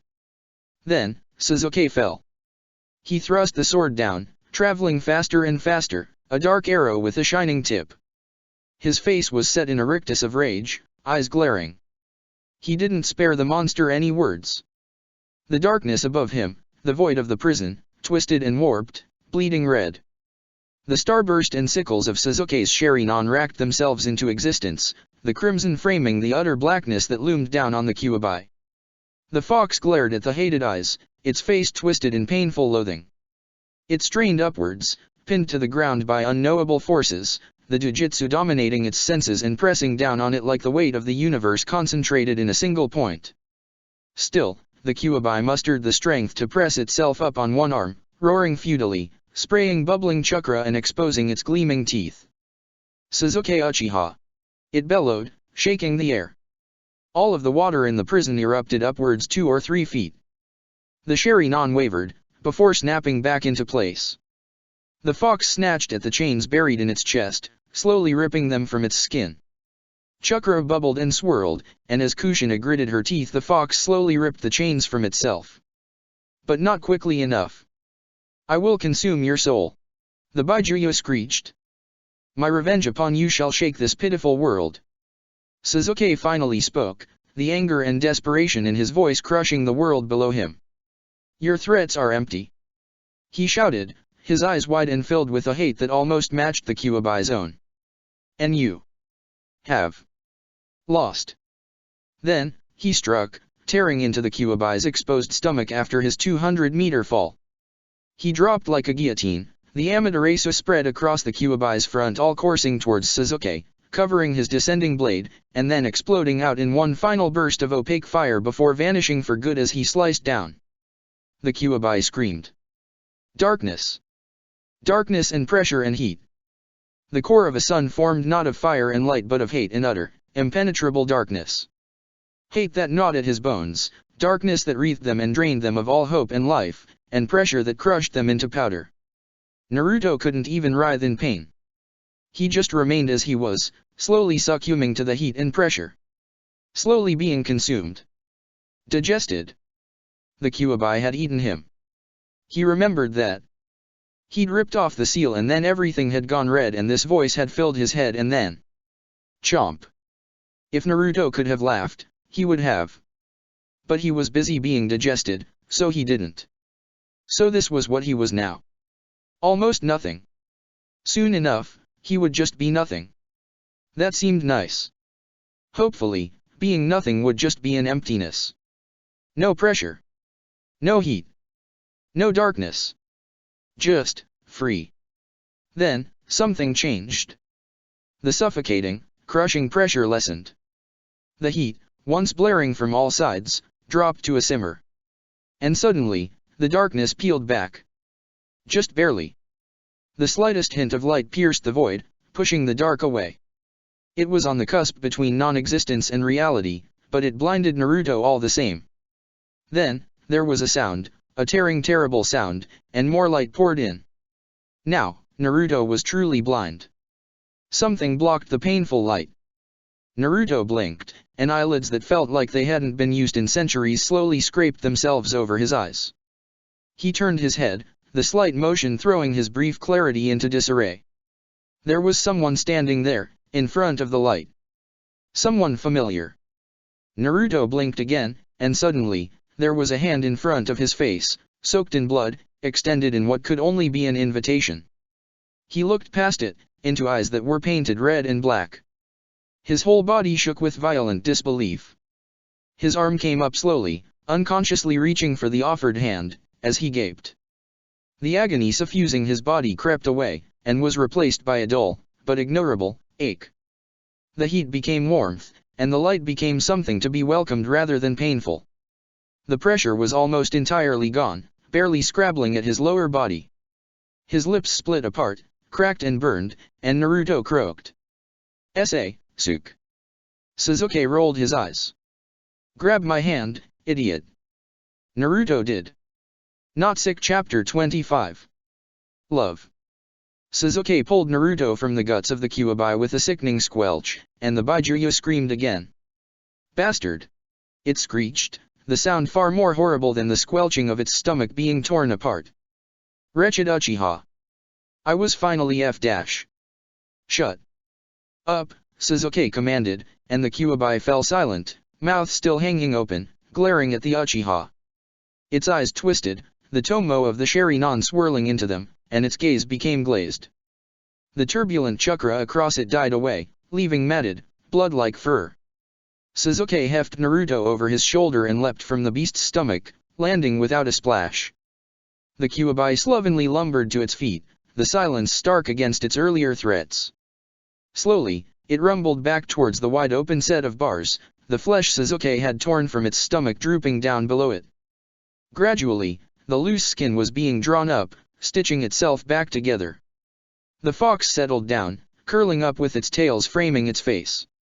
As Sasuke strode away from the cage, Minato raised his hand, fingers extended. He twisted it counterclockwise, and the great bars began to swing shut. The Kyuubi growled, its last bout of resistance, but slowly, its eyes began to droop closed, hiding the spinning tomo. As the Byakuya's eyes finally slipped shut, the cage doors met with a resounding slam, sending ripples through the water. A kanji drew itself over the point where the two doors met, solidifying into paper, and then everything became still. The Kyuubi was sealed.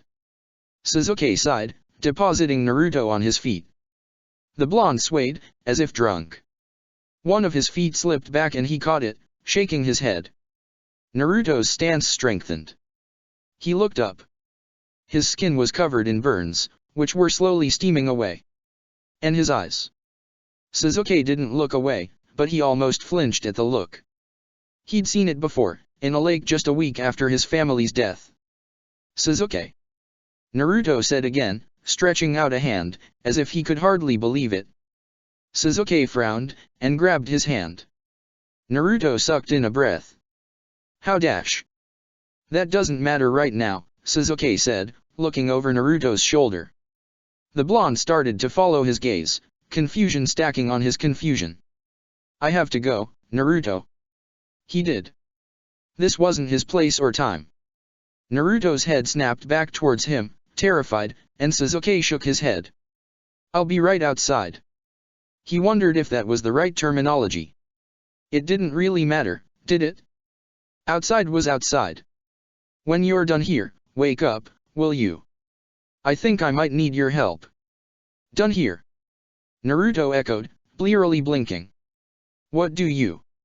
You have someone to talk to, I think, Sasuke said. He glanced at the redhead behind Naruto, who stood stock still, staring at the back of her son's head.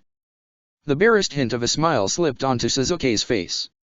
"My mother sends her regards, Kushina," he said, just loudly enough for the woman to hear. Then, he faded out of existence, there one moment, gone the next. ####. Naruto stared at where Suzuki had been. Then, he slowly turned around. He stared some more. His father, and a woman he didn't know, stared back. "Hey," Minato said, as if he were talking about the weather. The greeting sunk into the newly won silence like a stone to the bottom of a pond. Naruto blinked. "Dad. Oh, you say hello to him, but you just ignore me." The redhead stormed forward, her face set in a fierce grimace. Minato watched her go with the slightest of grins. Naruto turned towards her, long-held instincts about angry women worming up through his numb shock. "Who dash?" He had time to ask, before the woman swept him into a rib-cracking hug. "Don't ever do that again, you dumbass," she said. She was crying, Naruto realized. Just barely, the withheld sobs lending her voice a jagged, faltering edge. Why was she dash? Naruto froze, his arms pinned at his sides. Someone pressing themselves against him, warm. Completely vulnerable, pinning him, and his father standing behind her, smiling at the both of them. "Oh God," he said dully. "Kushina." That was what Suzuki had called her. Kushina pulled back just the tiniest bit, and Naruto looked at her as if she'd just declared she was an alien goddess from beyond the stars. "You're my mom, aren't you?" Kushina smiled at him, her whole face lighting up. It looked vaguely familiar. "Hey, Minato!" She shouted back at the yondaime, tears still leaking from her eyes. "Looks like he got your brains in your hair." Smiled at him. Naruto couldn't tear his eyes away. It hadn't clicked with him before, but now, she looked just like him. Same jaw, same cheeks, same forehead, same nose. No. He looked just like her. Except for the eyes, and the hair. Gray violet to blue, and vivid red to blonde. Those, Naruto realized, he'd gotten from his dad. Not his mom. His mom. Oh God. His mother was hugging him. Naruto realized it all over again. His heart jumped. What was he supposed to do here? Hug her back? Was that what you did? Maybe he should. Just bring his arms up. How hard could it be? Naruto tried. He really did. His arms twitched, refusing to rise. His whole body was shaking. Was he hurt? No. Yes. He was definitely hurt. But that wasn't it. His eyes were burning. He was crying. He hadn't even realized it. Why was he crying? Oh, right. His parents were here. Naruto collapsed. Kushina caught him, her face twisting in concern. Hey, Naruto. She said. What dash? He started laughing. Tears were freely flowing, but Naruto couldn't stop laughing. I can't believe it, Naruto said, his voice breaking up. The tears came stronger, but he didn't bother to wipe them away. His hand came up, cupping his forehead and hiding his eyes, and the Uzumaki stood, his feet too unstable to take him anywhere. I get to meet you. Finally. He swallowed heavily, but then gave up on the effort, breaking into a bout of manic giggling interspersed with the occasional sob. I've been wanting to meet you my whole life. It was the first thing I ever remember wanting. I wanted to know who my parents were. I wanted to touch them, talk to them. The blonde laughed. And I finally get to. He broke off, his laughter ratcheting up. But today. The sound became more and more obvious as weeping. I meet you today. I get to meet you when I'm like this? It's not. Naruto gagged, his whole body shaking. He sank down, his hand remaining on his forehead. Kushina was still holding him. It's not fair. I didn't want it to be like this. He ripped his hand away from his face, revealing his torn expression. I wanted to be something you guys could be proud of. Not some idiot who got his comrades killed. He snapped his head towards Minato. And you're the Hokage. My dad was the Hokage. And I. He looked back down at himself, then up at the golden night sky. I'm this. He shook his head. It's not fair. It's not. Something overwhelmed him, and Naruto broke off, his voice failing. Kushina's grip silently tightened on his shoulder, and he gave up. Naruto crushed himself into her, clutching his mother as tightly as he could. His whole body occasionally spasmed, desperately trying to hold back what he could feel welling up inside him. He didn't want to break down. Not right here, not right now. That wasn't sobbing, weeping, wailing. It didn't matter what it was called. Naruto felt himself tearing open. All the helplessness, horror, rage, fear, agony, and desperation that had been building up inside him, not just since he'd entered Omegakure, but from his very first memories, from the first time he remembered trying to talk to someone and them just turning away in disgust from his excited babbling, from the very beginning. It all poured out of him. It was completely overwhelming. He couldn't manage it. There was a red rage filling him, the kind of anger that would easily let him burn the whole world down and laugh as he did it, as his friends were torn apart and the villages fell to ashes around him. A horrible, gripping sorrow, like someone was crushing his heart, snapping his ribs and stabbing them into him over and over. And then, perversely, an enormous, flowing warmth. Brighter than the sun, hotter than fire, closer than his own skin. It was filling him up, smothering the sorrow and choking the rage. He'd never felt anything like it. It was that instinct, the kind that gut feeling that everything living thing under the sun could hold within themselves, something as naturally as breathing, but that Naruto had never had the chance to familiarize himself with it. His parents were here. Now, everything was going to be alright. That didn't stop him from crying into his mother's shoulder. She didn't pull away. Her hand came down gently on his back, and he twitched at the touch. "Shhh, Naruto," she whispered. "It's okay." Somehow, that just made the sobbing worse. Kushina helplessly glanced back at Minato. He just shrugged, stepping forward, and enveloped the both of them in a wide hug. Kushina stifled a giggle, but it was joined by more tears. She closed her eyes, and Minato tightened the hug. Naruto's family stood huddled, arms wrapped around each other. And Naruto wept. I don't know what to do. Time moved oddly in Golden Place, it was impossible to judge precisely how long they had been there. Moments seemed to melt into hours and hours solidified into seconds, but everything moved with a kind of purposeful sluggishness. There was only a vague sensation of it slipping by. Nevertheless, Naruto had cried for a long time. Now, his tears had finally died a dry death. He'd stepped back from the both of his parents. They'd remained shoulder to shoulder, just grinning at him. He could tell they were feeling something just like he was. But now, even if the confusion had dulled, even if his ribs weren't crushing themselves, even if he could stand up straight. I don't know what to do, Naruto repeated, quieter. Help me. He couldn't voice it, no matter how much he wanted. But that was what parents did, right? They helped their kids. They didn't put demons in them. Did you mean what you said? He asked, looking up at Minato. No, looking up at his father. He still couldn't make that connection in his head every time that his father and the Yondaime were the same person. His father shifted. What do you mean, Naruto? Naruto swallowed, one of his hands tightening into a shaking fist. He closed his eyes. Back, right before I opened the seal. I said, things. His hand opened up again, deliberately relaxed. Minute twitches betrayed it. I told you that parents didn't put things like the Kyuubi in their kids. His parents shared a glance. Kushina pursed her lips. Naruto. But then. Naruto continued, his muttering the only sound in the golden light. You said that you knew I could handle it. He paused again, taking deep breaths, trying to keep himself under control, and opened his eyes.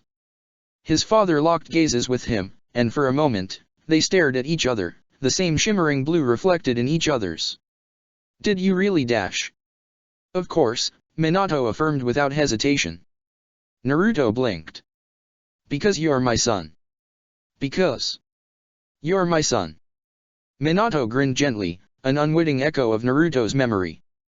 I hope you'll forgive me for being arrogant, Naruto, but if anyone could handle the Kyuubi, it would be you. Kushina smirked at that. Naruto just stared at them. Minato's grin faded, just a little, burnished silver instead of shining steel. Naruto, I need you to listen to me. We aren't going to have much time. What? Naruto's heart dropped out of his chest, and he staggered forward. Why dash? Sealing the Kyuubi wasn't an easy task, even with your friend's help, Minato explained. It took up most of our chakra. So I need you to listen to me, Naruto. We'll have to leave soon. Naruto stared, horrified. That's not. He froze, and then shook his head. There was a hollowness spreading inside him, eating his lungs and heart. This is all my fault. Oh? Minato asked. His smile stayed fixed, and there was no judgment in his voice. Naruto didn't understand why. Naruto shook. I messed up.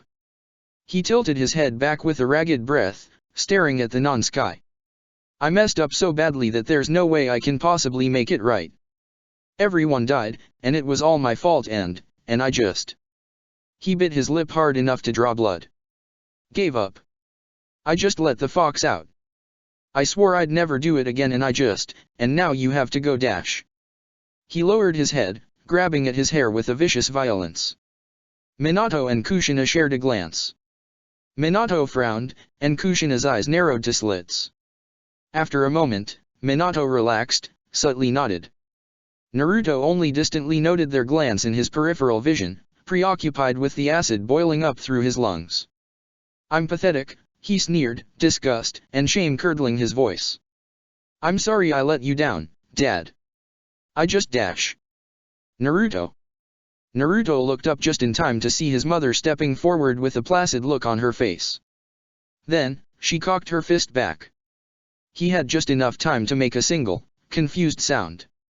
Eh. Kushina punched him in the face with every bit of her strength. The impact was a flash of white fire, burning away the world for a single blinding second. This might not have been fully real, but it certainly felt like it was. Naruto fell backwards, jarringly crashing to the floor with a pained grunt. Kushina took another step forward, standing over him, staring down with furious violet eyes. Naruto looked up, shocked. Don't talk shit about my son, his mother said. What? Naruto spat out, trying to scramble to his feet. What the hell are you dash? You. Kushina swept forward, seizing Naruto by the front of his jacket and jerking him forward. Don't talk about yourself like that. Do you think I want to hear my kid say such terrible things about himself? She growled at the notion, her grip tightening. You are not pathetic. Keep saying things like that, and you're just going to try and dash. She broke off, biting her lip in unconscious mimicry of Naruto. What? He demanded. Kill yourself. Again. Kushina let out, the words striking her son into a moment's stillness. But only a moment's. Kill myself. Naruto bit out through clenched teeth, his hands forming into fists again. Every inch of him tingled painfully. He didn't know what he was supposed to be feeling. Shouldn't he have been happy he wasn't dead? That Sasuke had saved him. He wasn't feeling, I was trying to kill Dash. Trying to kill pain, right? So you let the fox out. Kushina cut him off. Naruto glared at her, unconsciously slipping his feet into a stance that would allow him to break her hold. They were almost truly alone, the Kyuubi was unconscious, Sasuke was gone, and Minato just watched, waiting to step in.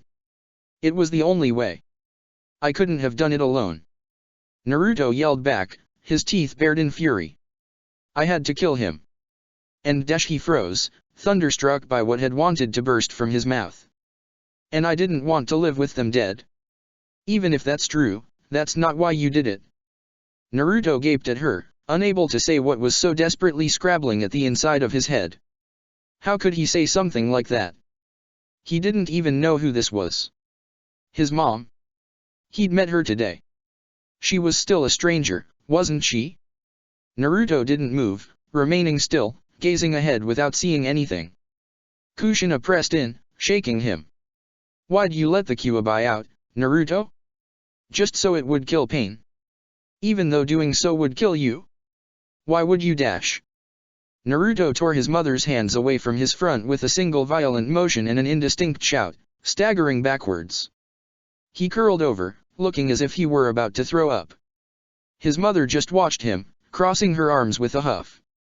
Minato stepped forward, extending his hand, his son's name on his lips. Naruto. I didn't deserve to live. Naruto shouted. Both of his parents recoiled. After what I did. Why the hell should I be alive when they aren't? Every one of dash. His voice broke like cheap china and Naruto doubled over, panting, his whole body heaving. After a stunned pause, the blonde shook his head, closing his eyes. If I died, and Pain went with me. He looked up at his parents, his eyes gleaming with loathing. That was the best option. There was a deadly silence. Kushina's eyes flared, her entire body shaking in rage. Bullshit. Naruto went still, the word sending something ringing through him. Kushina burst forward, tackling Naruto to the ground. One Uzumaki went down without resistance, the other holding him as close as possible. You can't really believe that.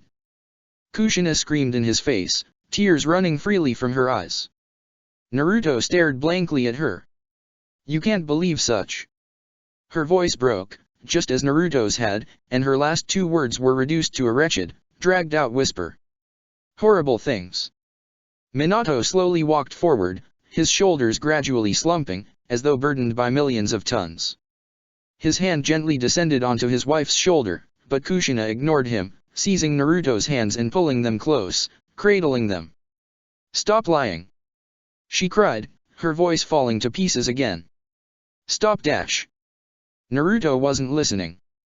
He barely noticed his mother screaming and crying, his father squeezing her shoulder, the way his body was being violently rattled. He wasn't there anymore, in the gleaming golden plain with two shades of his parents desperately asking him why he'd just made a decision that would have killed him. Bullshit. He was somewhere else.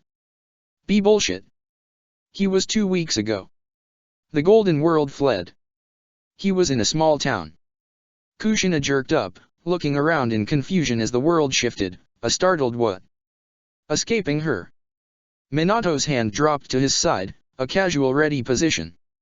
Naruto stayed on the ground, just staring. No matter where he looked, he was seeing the same thing. And so were his parents. A town that had once been a stronghold of the Uchiha, dominated by looming gray architecture and narrow, high-walled streets. Naruto was standing in the dead town with dead men and dead women. Minato and Kushina suddenly weren't the only shades in the place between reality and nothingness. They were joined by young Konoha ninja, faded and pale, imperfectly remembered reflections of a long-perished moment. They appeared without a sound, snapping into existence with the same weariness that the rest of the world seemed to be painted in. This was a moment. An echo, from the past and not set for the future. Naruto was about to make a decision that was going to kill him. Pain was its architect, again. And just like the last, it revolved around the Kyuubi. Naruto's existence was set to swirl down the drain that the seal on his stomach had been spreading under him his whole life. Minato looked around, taking in the memory, but Kushina was staring at something in particular. Of all the reflections, there was one that wasn't pale. Wasn't faded. Wasn't half-remembered, imperfectly drawn. And unlike the others, which just silently watched, specters to the living's plight, it spoke. I said. That reflection stepped forward, her face drawn in a fierce frown. She spoke, each word delivered like a hammer blow to the foundations of the universe, and Naruto twitched. That. Eyes. Bullshit. No. Naruto muttered. Not you. Please. Minato looked at him, realization flashing across his face. The Hinata Hyuga of 2 weeks ago, being dead, did not care about Naruto's plea. She stepped forward, her Byakugan activating in her anger. This is what you will do? This is your Nindo? This is what? Naruto trembled, his lips moving but nothing emerging. This is what I decided to be? Who I decided to follow? No. This is bullshit. A ghost of pain watched the proceeding with clear interest. Minato stared at it, taking in the 6 men who had caused his son such agony. His hands instinctively curved around knives that weren't there. Kushina, meanwhile, continued to watch Hinata, along with Naruto. The blonde slowly pulled himself to his feet, not taking his eyes off the dead girl. Off of the memory. What happened to never giving up? What happened to never running away? What happened to never going back on your word? Naruto shook, reaching out towards the shade. There was muttering, all around him. His friends had been calling out encouragements, but he'd barely heard them. Now, in the memory, they were nothing more than wind brushing along his clothes. I can't. He muttered. How am I supposed to? I got you killed. Everything I did. I got everyone killed. Naruto. His hand stopped an inch from Hinata's face. She was staring at him. Staring through him, but her eyes held the purest sincerity. Kushina sucked in a breath at the look. I know you don't want any of us to get hurt.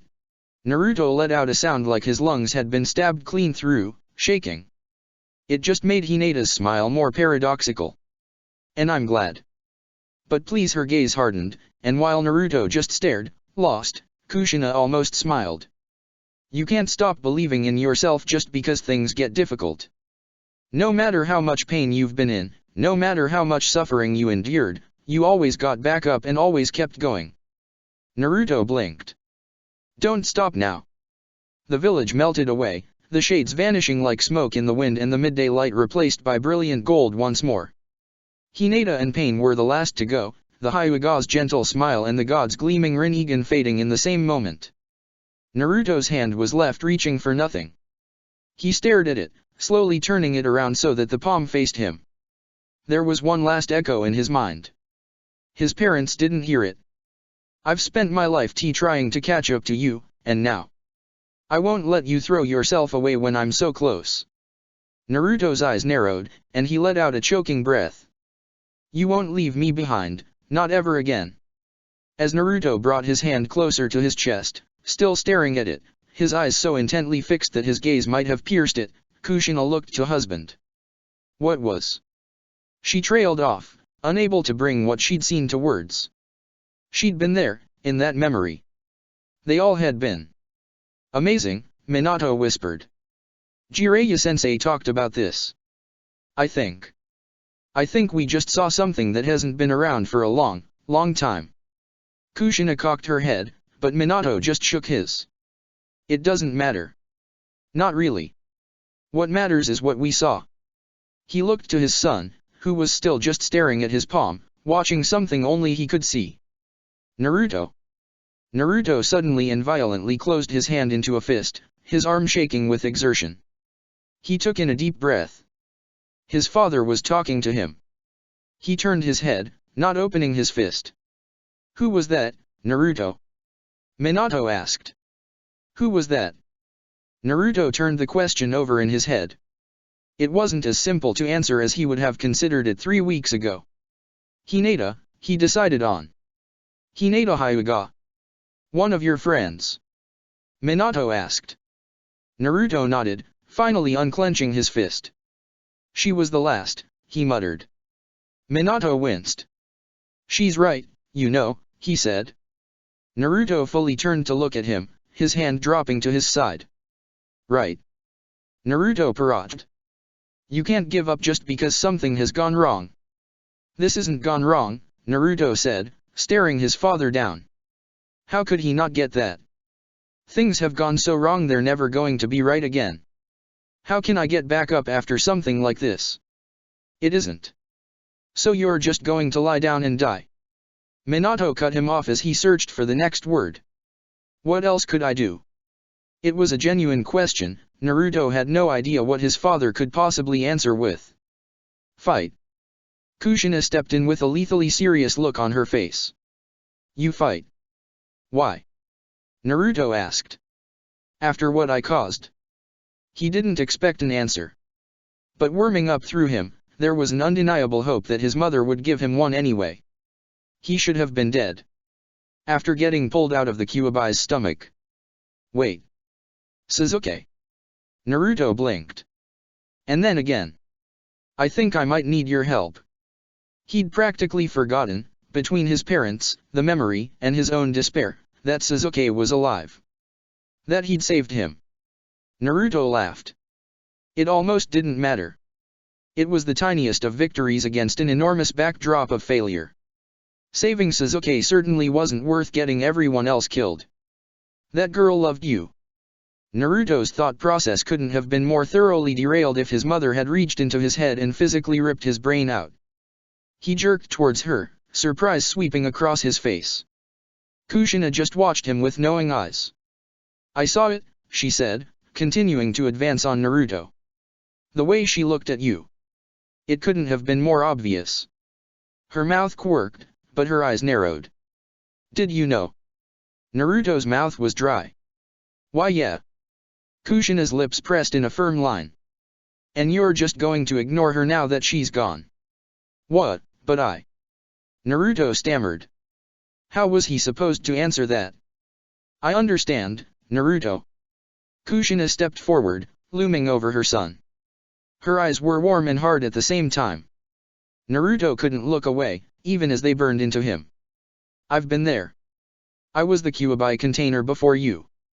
And there were times when I felt like the whole thing was pointless, that I should have just uncaged the damn thing and laughed while the world burned down around me. Kushina let out a tinkling little chuckle, and Minato flinched. It would have been easier. But... She shook her head, reaching out to take his hand. Naruto didn't resist. His mother's hand was warm, and squeezed him forcefully. It wouldn't have been right, she said with a bitter grin. Just because you're hurting, doesn't mean you don't have things worth living for. My friends were what I lived for, Naruto muttered. Now dash. They're not all gone, Kushina said forcefully. Sasuke needs your help. He said it himself. Naruto twitched, looking up at her. Kushina grabbed his chin, keeping his gaze fixed on her. And even if they were, she said, refusing to let him look away. She bared her teeth, and it reminded Naruto of himself once more. That would be a stupid way to die. Naruto stared as his mother continued. And I won't let you keep thinking that way. Kushina declared. There's no way my son is going to die over something as moronic as not knowing why he should keep fighting, when it's right in front of his face. Naruto. Minato's voice cut down Kushina's towering presence, and sliced through Naruto's numbness like a knife. Your mother's being a bit rude about it dash, Kushina huffed, releasing Naruto and crossing her arms. But she's right. I realize it seems hopeless. And that you feel you should punish yourself. Minato didn't walk forward to put his hand on Naruto's shoulder, as he had before, he just held his gaze with electric blue eyes. Making decisions that lead to people's death is not something that can easily be ignored. Shouldn't be ignored. What dash? Naruto started to say, before he realized the obvious. You were the Hokage, he murmured. Minato nodded. Under my command, 37 genin, 52 chunin, 15 jonin, and 2 of my students died. Some of their deaths were my fault, I sent them after an objective they couldn't handle, or couldn't arrive in time to reinforce them. Some of them weren't. His mouth flattened out. Sometimes, things just go wrong. It can't be escaped. His eyes creased. And when that happens, it's not your fault. It is solely the fault of the enemy. You are not the one to be blaming right now. Naruto stared at him, unable to decide what his face should be showing. I'm not. Minato shook his head, walking forward. You didn't kill your friends. Pain did. And like your mother said dash, he wrapped his arm around her shoulder, and she shot him a smug grin, tempered by a deep sadness. Choosing to die just because your friends followed you to the man that would kill them would be a stupid way to die. Even if the Kyuubi had defeated him, you still would have played right into his hands. The Jinchuriki blinked. I didn't dash. Naruto. Wait, Naruto hissed, and his father frowned. The blonde struggled for a moment, racked by an internal war. Was his father right? He'd almost thrown it all away. Just to get back at Pain. Just because. How stupid was he? Naruto's eyes grew wide, and he gritted his teeth. I can't just let them have died. For no reason. That would be a betrayal, Kushina said gently. Naruto sucked in a breath. And I can't go back on my word. I can't just give up. Even if. Don't stop now. I can't let them down, he breathed out, straightening up. I can't let her down. Especially if they're dead. I can't break a promise like that. That would be. Kushina frowned. You can't fight out of guilt, Naruto, she said. Don't get back up because it would shame the dead if you didn't. That won't carry you far enough. It can't be for revenge, or spite, or self-pity. You won't survive. Naruto jerked, his hands clenching into fists. But dash. Oh, I know. Minato picked up Kushina's slack. You must hate more now than you ever have before, don't you, Naruto? Who could blame you? You're fully within your right. He drummed his fingers on his left thigh. Pain's taken so much from you. I'm going to kill him, Naruto said. The words were as harsh as a winter's sea. I can't forgive him for something like this. Minato nodded. Good. He sounds like an enormous threat. If he really was powerful enough to force you into the eighth tail, neutralizing him now would be the best idea. Kushina glanced at her husband, and he nodded to her. But Naruto, you have to be very careful. Careful? Naruto whispered. What is there to be careful about? I'm going to wake up. I'm going to help Sasuke. And then. He blinked, and his expression fell into a murderous snarl. His hand strangled an invisible throat. There was an awful crimson anger pulsing through him. But this wasn't the sickness that the Kyuubi pushed into him. This was completely human. It made his blood sting, his limbs tremble, his teeth ache. The murderous tide was filling him to the brim. I know, Naruto, Minato smiled warmly. Now, he stepped forward. His hand came up, cupping Naruto's face. And you're right to do it. But you have to be careful. Revenge is a dangerous path. It's not revenge, Naruto muttered, unable to tear himself away from his father's hand. That's the trick, isn't it? You're going after a man who has hurt you so deeply you considered death better than continuing the fight. That is not something you can do without certain dangers. Minato closed his eyes. Don't let yourself be eaten by your grief, he whispered, bringing his face closer to his son's. Jiraiya's talked to you about revenge, right? Naruto nodded, and Minato grinned back. For the first time, he looked almost scared. Don't become just another man looking for revenge, he implored. You have so much potential within you, Naruto. More than just the Kyuubi. He sighed, as Naruto stared at him, almost awestruck. You're our son, I know you're more than another pawn of that poisonous cycle. No. Minato stopped Naruto in his tracks. Keep moving forward. Don't give up. Don't ever give the world an inch. He bared his teeth in frustration. I'm sorry. We're almost out of time. What? Already? But dash.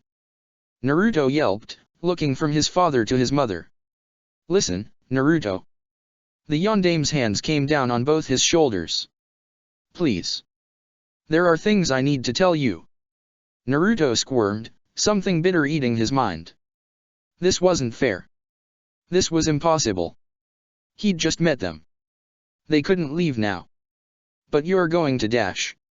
Listen, Minato whispered, and Naruto stopped, his shoulders shaking. Minato kept him in an iron grip as Kushina approached the both of them. I've led the Kyuubi. The seal is tighter than it's ever been. You shouldn't have to worry about it influencing you for a time. But you're going to have to deal with it in a more permanent fashion eventually. No matter what, the cage won't hold forever. Naruto's eyes narrowed, but he nodded. Secondly. Minato trailed off as Kushina's arms slipped around him and Naruto. He was only silent for a moment, before he took a shaky breath and continued. The night I sealed the fox into you. There was a man there. Naruto's glare intensified. He attacked Kushina and I less than a minute after you were born, when her seal was at its weakest. He removed the Kyuubi from your mother, and forced me to seal it in you or doom the village. Who? Naruto glanced between his parents, the red fury in his blood only thrumming louder. Minato shook his head. I don't know. He was an Uchiha, wearing a mask. Naruto's eyes went wide as his father continued. He had some sort of jutsu that made him impossible to touch. Space-time techniques more versatile than my Hiraishin dash. I've met him. Naruto spat out the words as if they were burning his mouth. Minato's mouth snapped shut.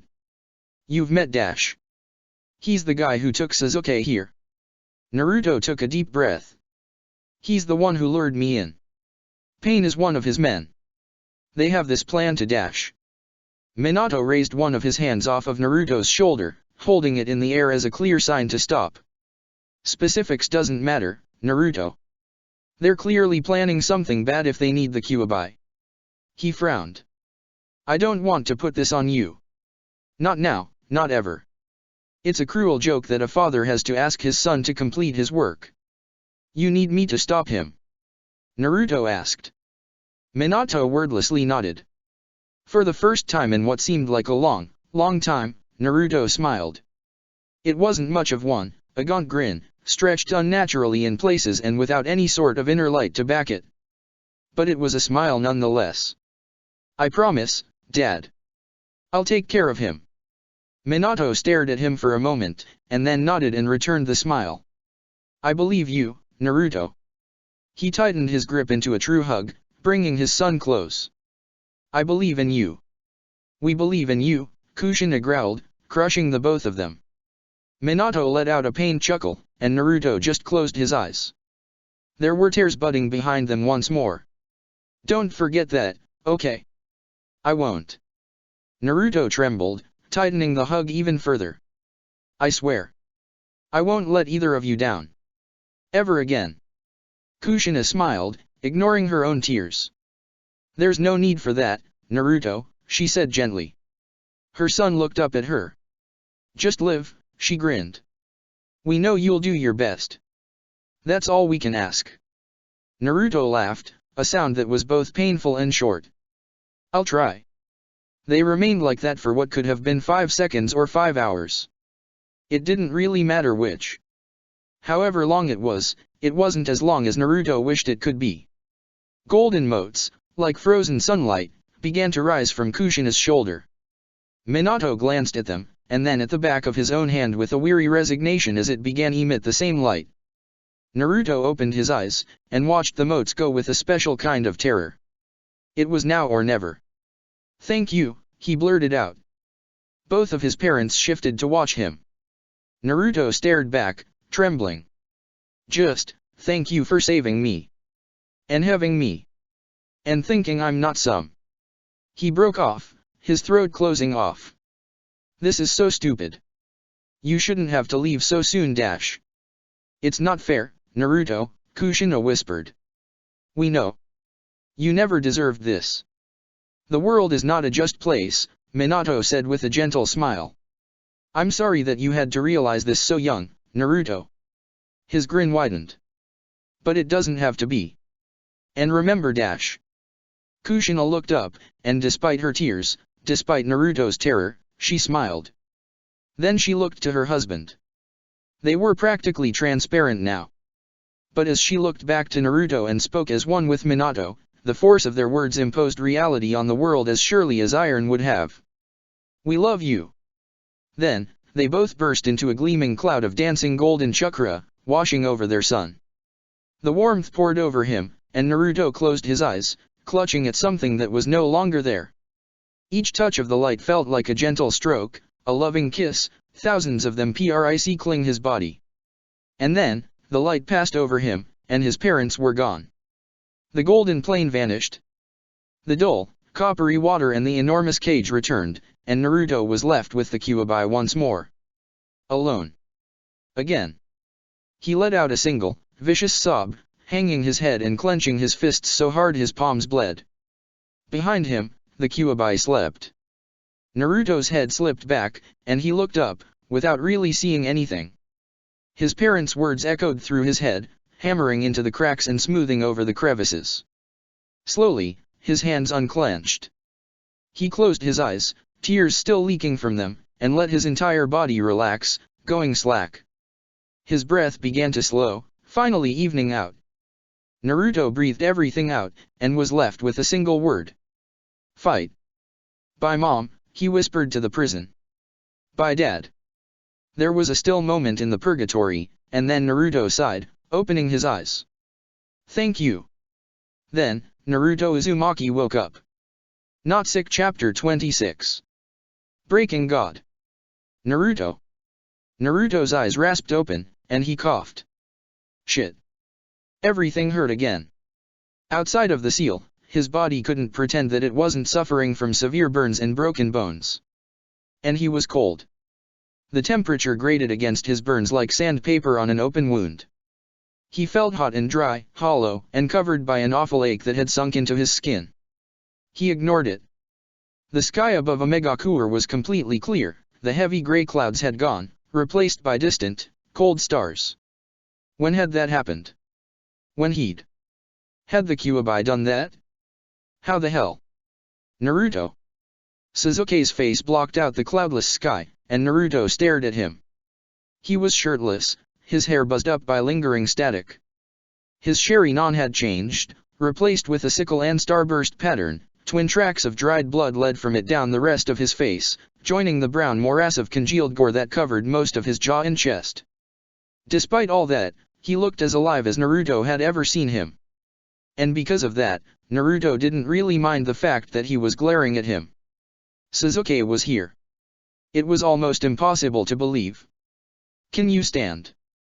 The Uchiha asked. Sasuke. Naruto croaked, wincing. His voice sounded as awful as he felt. How long dash? Less than 10 seconds. Sasuke frowned. Did you? Naruto blew out a breath, trying to move his leg. It twitched, sending a snarl of fire up his thigh, but didn't do much else. We talked. Sasuke didn't smile. He really didn't. There was just the tiniest twitch below his eyes and around the corners of his mouth. His odd new Sharingan spun minutely for a minute, and Naruto watched it, unconsciously wondering if that was what attack his eyes had done. Not every day you get to meet your parents. Naruto blinked. You dash. My mother sends her regards, Kushina. How did you know? Naruto choked, trying to rise again. He gave up after a moment, flopping back to the concrete. Sasuke stretched a hand out, and Naruto stared at it. He slowly reached out, half expecting Sasuke to pull it away. He didn't. You weren't the only one to have a reunion tonight. Sasuke's hand tightened around Naruto's, and he pulled him to his feet. The blonde hissed as every ounce of his body protested the action, but didn't let himself fall again. He staggered up, sagging against Sasuke for a moment. It took about 5 seconds for what Sasuke had said to actually penetrate Naruto's pain. He pulled back, nearly falling over but catching himself at the last second, and stared at Sasuke with wide eyes. No way, he murmured. Sasuke shrugged. How dash? Sasuke shook his head. There's no time right now. Pain will be back any second. The Kyuubi hurt him, but he still has several bodies left. His eyes hardened. Can you fight? Naruto winced, pasting an entirely unconvincing grin on his face. Every inch of him burned. His skin was raw and unevenly crisped, and he was sure most of his ribs were broken. Just standing up made him feel out of breath. I can fight. HN. Sasuke looked him over for a moment. Then, he kicked out. Naruto cursed and jumped back. Or tried to. He couldn't manage to get himself all the way off the ground. Sasuke's sweeping kick took him in the ankle and he toppled sideways, crashing to the ground. Oh you bastard, Naruto spat out, his whole body on a new kind of fire. Sasuke looked down at him, and raised an eyebrow. Suddenly, Naruto wasn't quite as glad the Uchiha was there. I don't think you can fight, Naruto. He shook his head. Not against pain, at least. He looked back. It's too late. Stay down. Naruto's eyes narrowed. He let his arms fall to his sides, his whole body gradually relaxing. His eyes slipped closed. Just as the darkness behind his eyelids replaced the slate sky, an unwelcome voice swept over him. "You subdued the Kyuubi." Naruto didn't open his eyes. He kept absolutely still, letting the weakness drain out of him. Sasuke was right about one thing, at least. There was no way he could take on Pain right now, even if he was weakened. So he didn't let any of the words that were building in him burst out. He just kept still, and let Sasuke do the talking. "I did." Sasuke's answer sounded like a wearied statement delivered to a particularly dull child. Water was wet, fire was hot, Naruto was annoying, and Sasuke had kept the Kyuubi from turning a Megakure to ash. Incredible! Pain glared, his Rinnegan shining despite the utter darkness of a Megakure. It seemed lit from within. The Sharingan truly is that powerful, then. To that, Sasuke didn't respond. He tilted his head back just far enough to catch Naruto in his peripheral vision. The blonde was lying flat on his back, as still as a brick. Apparently, he'd decided that Sasuke was right. Sasuke's lip twisted. Naruto never decided that he was right. He was planning something. Knowing him, it would probably be moronic. It would also probably work. Turning to focus entirely on Pain, Sasuke decided to keep an eye out for whatever Naruto might be preparing. He'd probably need the help. There were 4 bodies facing him. 3 men and 1 woman, all with orange hair, covered in strange black piercings. The bodies charged, streaking forward in flashes of red and black. Pain wasn't waiting. Sasuke blinked, and reversed the grip on his Chokyuto. Right to it, then. He needed to keep them away from Naruto. Which meant going on the offensive. Now. Sasuke sprinted forward, his sword flashing and his chakra rolling. One of his hands came up, forming a series of seals with lightning speed. Snake, ram, monkey, boar, horse. The paths split up. 2 moving forward, and the other 2 coming in from the sides to flank him. Sasuke did his best to keep all of them in his field of vision. He finished the seals, and spat a volley of fireballs, each about the size of his torso. The air was suddenly crackling with fire, obscuring his form. Sasuke drew back his arm. 2 of the paths dodged the hail of fire, slipping through the blazing projectiles. 1 was schemed, but barely slowed. The other 2 of the paths simply powered through the flames, holding up their arms. One of them pushed the fire into oblivion, blowing apart the chakra with a surge of gravity.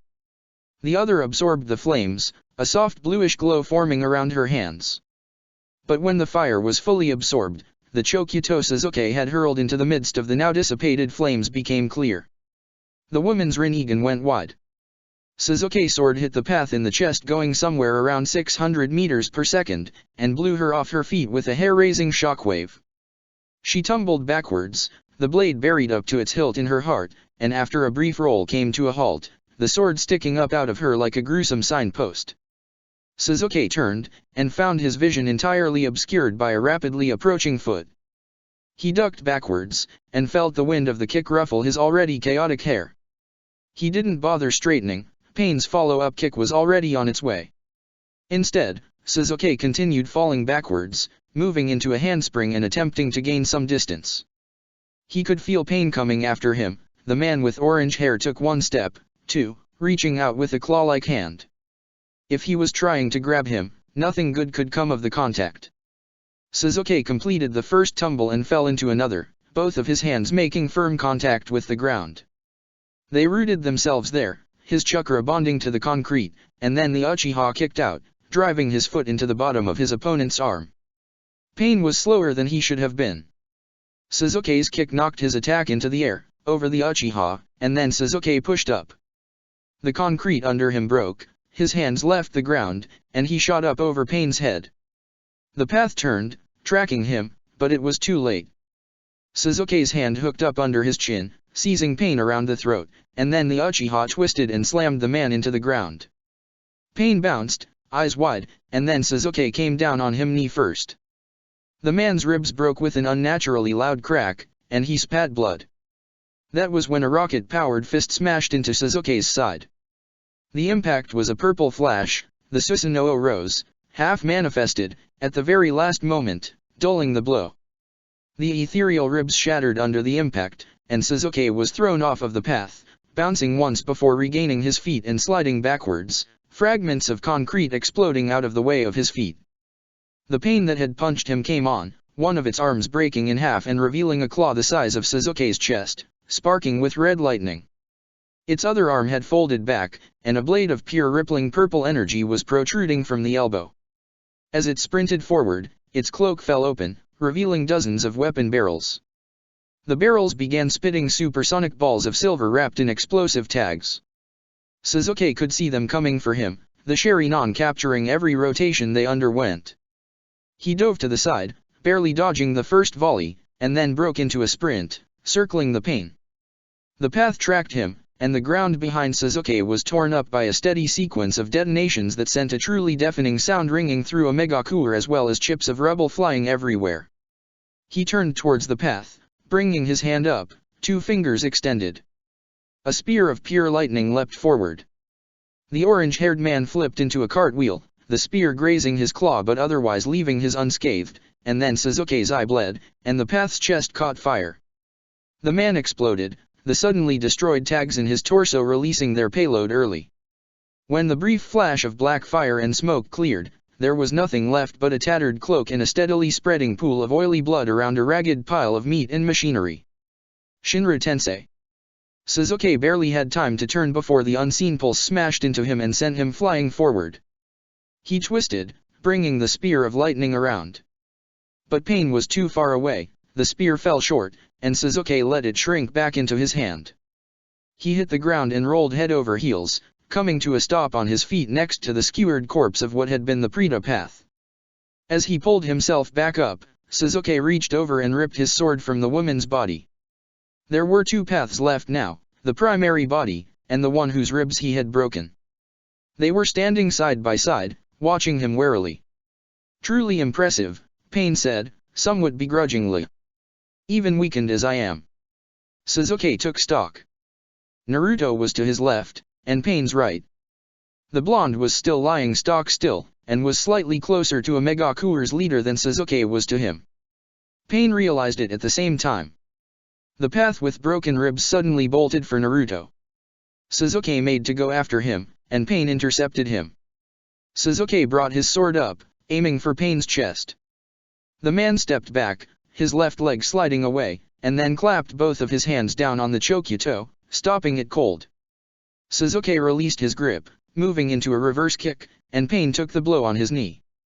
He twisted his hand, sending the sword twirling upwards, and in the same motion drove a straight kick into Sasuke's gut. Before Sasuke could be forced away by the kick, Pain's other leg snapped around into the Uchiha's kidney. All the air shot out of Sasuke's lungs, and he fell to the ground with a smack, scrambling forward. Pain's leg shot out once last time, punting Sasuke onto his back a couple feet away. Enough of this, the man said, striding forward. His hand negligently stretched out, and Sasuke's sword whirled perfectly into it. I'm tired, Uchiha. More tired than I've ever been. Sasuke coughed, looking over. The purple swirl of the Susanoo began to rise around him once more. Pain's eyes narrowed. But I can still finish this, he proclaimed, and then he leapt into the air. Sasuke growled, tracking him. As Pain reached the apex of his jump, the Uchiha's eyes bled again. The black flames touched Pain for a moment. But just a moment. No. A Megacooler's god thrust his hand down, and the flames disappeared, snuffed by the Shinra Tensei. Sasuke could see it coming, a faint ripple in the air 10 meters around. But even if he could see it, he was far too slow to do anything about it. Sasuke gritted his teeth. The rage of an angry god struck him head-on. The Susanoo exploded, skin melting away, ribs shattering and spewing shards of purple chakra in a wide aura. The ground for 20 meters around was pushed downward, creating a crater 2 feet deep and sending out a wave of rippling concrete. At the epicenter of the force, Sasuke was crushed to the ground, pinned by something he couldn't possibly begin to fight. Pain fell, Sasuke's sword held in the man's hand like descending spear. The Uchiha couldn't move, his limbs refused to obey him, still convinced they were planted in the ground by Pain's jutsu. His head was crushed to the side, he couldn't even land another Amaterasu on the madman. He couldn't look at Pain, but he could see Naruto, just over the lip of the crater. The other path had reached him, its hand shot down, ready to seize the Jinchuriki's throat. And then, for the first time in a minute, Naruto moved. His hand came up, nothing more than a blur, and fastened around the path's arm. Then, in one fluid motion, he spun to his feet, carrying the man off his own. He was slower than he could have been, but much faster than his injuries should have allowed.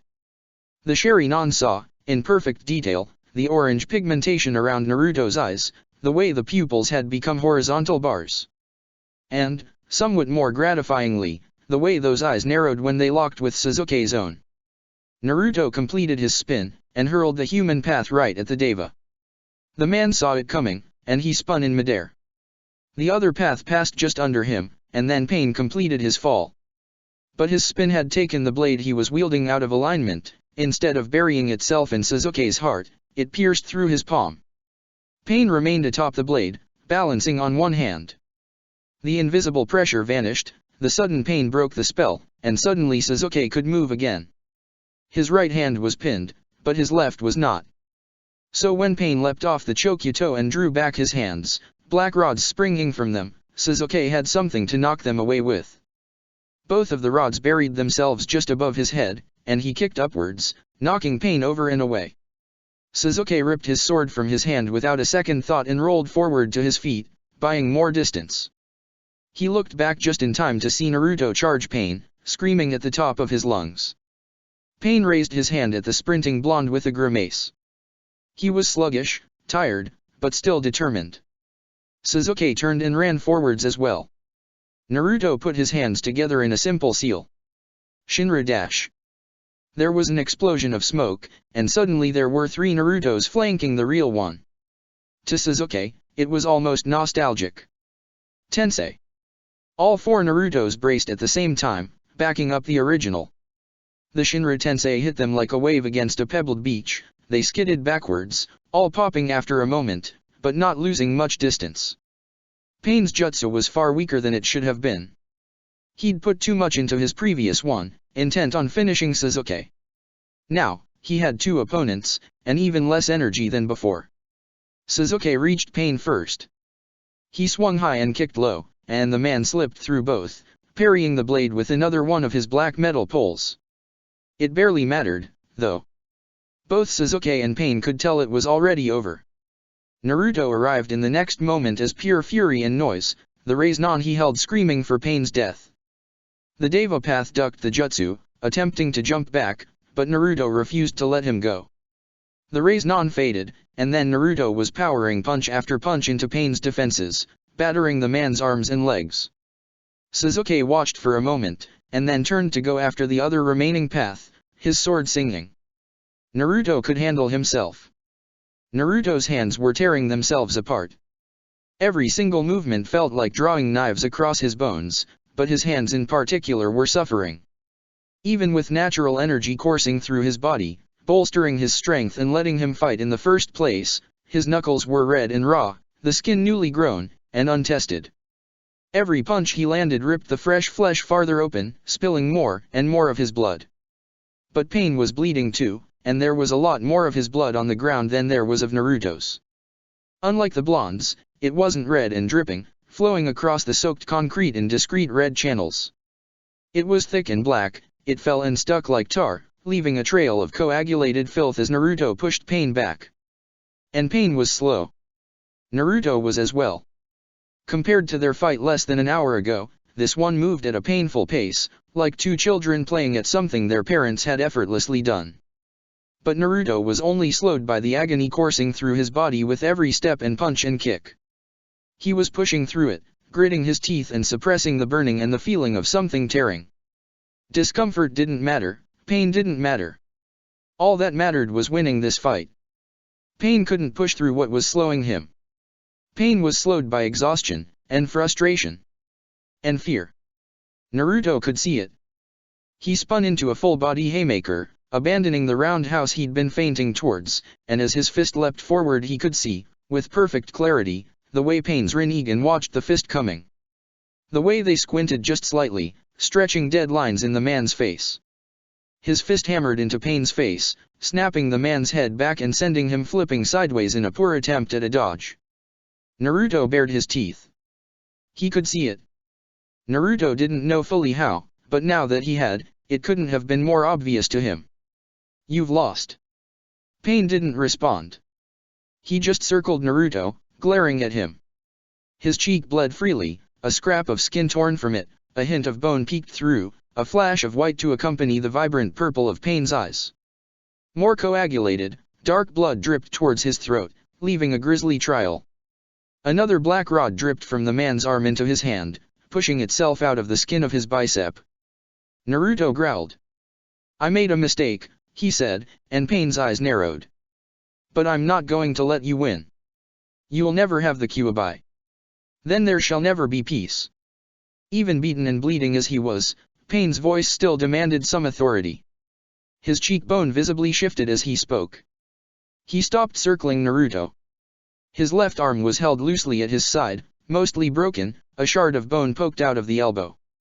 The wound on his face continued to bleed, and more ichor dripped from scratches and gashes covering his forearms and legs. His cloak was more than rags than clothes. But despite all of that, his eyes still pierced Naruto to the core. There won't be your peace, Naruto hissed. There won't be thousands of people dead, there won't be fear everywhere. The world won't be a place where everyone lives afraid that you'll decide to kill them next. There's no other way, Naruto. The Rinnegan seemed to pulse, the motionless pupils looking as if they were slowly rotating. You don't have another plan, do you? Naruto rushed forward without a word. He didn't bother making more clones. This was going to end now. Pain raised the rod with his single functional arm. And then, he smirked. Naruto felt the anger that had been holding itself in the bottom of his stomach break out, coursing through his body. The pain vanished entirely. There was only one thing left. Come on, then, Pain said. He deflected Naruto's first kick, striking it to the side and bringing the rod around in a throat-cutting slice. Naruto ducked, and then drove a fist into Pain's side. The man gagged and doubled over, his face and Naruto's inches from each other. His grim smirk didn't vanish. You see now, don't you? Pain said. The rod flashed out, and despite Naruto's sage enhancement, it dug itself 2 or 3 inches into his stomach. The blonde winced. Pain's hand withdrew and fastened around the fist buried in his stomach, tightening there with an iron grip. They remained face to face, less than a foot away. Pain's chakra began pouring into Naruto. That almost familiar, sluggish feeling. Like being filled with cold tar. But this time, Naruto pushed back. He was already exhausted, just from this brief skirmish. But if Naruto was exhausted, then Pain was on the edge of unconsciousness. The Rinnegan twitched as Naruto fought the chakra pouring into him. It's futile, Pain snarled, his hand crushing itself around Naruto's wrist. Submit. No, Naruto growled back. Like 2 tidal waves against each other, their chakra clashed. Both Naruto and Pain began to glow, just the tiniest bit, the excess chakra burning off of them manifesting as heat and light. The ground around them cracked just the tiniest bit, miniature fissures racing in every direction. Your friends are dead. Pain said, shifting his feet. They left a furrow in the concrete as they slid back. Your village will think you a disgrace. That thing you carry could bring this world peace, but you're too frightened to use it. And you have no plan. He wheezed. Submit. No. Naruto pulled his fist back. Pain was pulled along by the hand he had locked around it, and as the god snarled in frustration, Naruto head-butted him with all his strength. His Hitaiate left a bloody imprint in the shape of a leaf in the man's forehead, and Pain staggered backwards. Naruto's hands quest down, wrapping around the rod in his gut. I'm not going to just lie down and die. He said harshly, glaring at Pain as the man shook his head, splattering more droplets of black blood. Naruto's chakra surged, finally pushing the last of Pain's from his system. The rod began to glow internally with a green energy. And I'm not going to let you get away with this. Pain's chakra shattered, and Naruto's poured into the void. And into the rod as well. There was a trail there. A tether of thick chakra, pouring from the metal and streaming across a megacore. Naruto followed it, his hand crushing prints into the rod. The black metal was beginning to deform, steaming from the energy pouring through it. Naruto followed the tether, and suddenly he was there. A haggard and pale man, held in a spider-like armature, blood pouring from his nose and mouth, his breathing ragged and pained. The man was shirtless, and his ribs pushed up through his skin like snakes beneath a carpet. His arms, stick-like, trembled. His head came up, his mouth widening in sudden surprise and fear, revealing blood-stained teeth. The Rinnegan glared out of his sagging eyes, and Naruto ground his teeth so hard his jaw shook. "Found you!" The metal in his gut crumbled away to nothing, flaking into non-existence as he held it. The wound sealed itself in a matter of moments. Pain blinked. "Did you just dash?" Naruto sprinted forward, slamming his fist into Pain's stomach. The man coughed and sagged forward, as if Naruto had beaten an empty bag. There was nothing left to give. "Impossible, you didn't really feel pain, Naruto," Pain wheezed. "You were just a dash." Naruto drove his fist in deeper, and then lifted Pain into the air over his head. The man vomited blood. "Enough!" Naruto roared, and then he swung Pain down to the concrete with a deafening crack. The man hit with a monstrous sound, like a strike of long-departed thunder. The ground under him exploded, and his ribs with it. The front of his cloak was suddenly soaked black, and Pain coughed up a chunk of flesh, his eyes fluttering. One of the chakra rods in his arm jiggled and came loose of its own volition. Naruto ripped his fist away with a disgusted grunt, and Pain's hand fell to the side with the dull slap of flesh on concrete. "I am done," Naruto declared, standing up over Pain. He barely realized it, but it was the same position that he and Pain had been in not 2 weeks ago. But now, it was the teen above the man. Pain coughed. "Still so, immature." Naruto placed his foot on Pain's throat, and the man's voice cut off. "I've had enough, Nagato." There was a deadly quiet in that voice. It made Pain pay just a bit more attention. "Your bullshit, your peace, your village." Naruto sagged, closing his eyes. "I just want this to be over." The Rinnegan stared at him. For the first time, it wasn't filled with casual disregard, or slowly swelling anger. There was something else there. "Naruto dash." Naruto pressed down, hard. The Deva Path's throat broke, smashed flat, and his last words trailed off with a soft wheezing. Pain stared up for another moment, and then his head turned to the side, the unlight in the Rinnegan going out.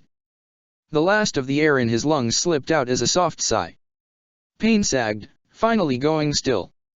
Naruto stared down at the corpse, watching for any sign of movement. Blue chakra sparked in his right hand, a malformed and incomplete Rasengan attempting to sputter into existence. Then, the orange around Naruto's eyes faded. His pupils slipped back into circles, and he blinked.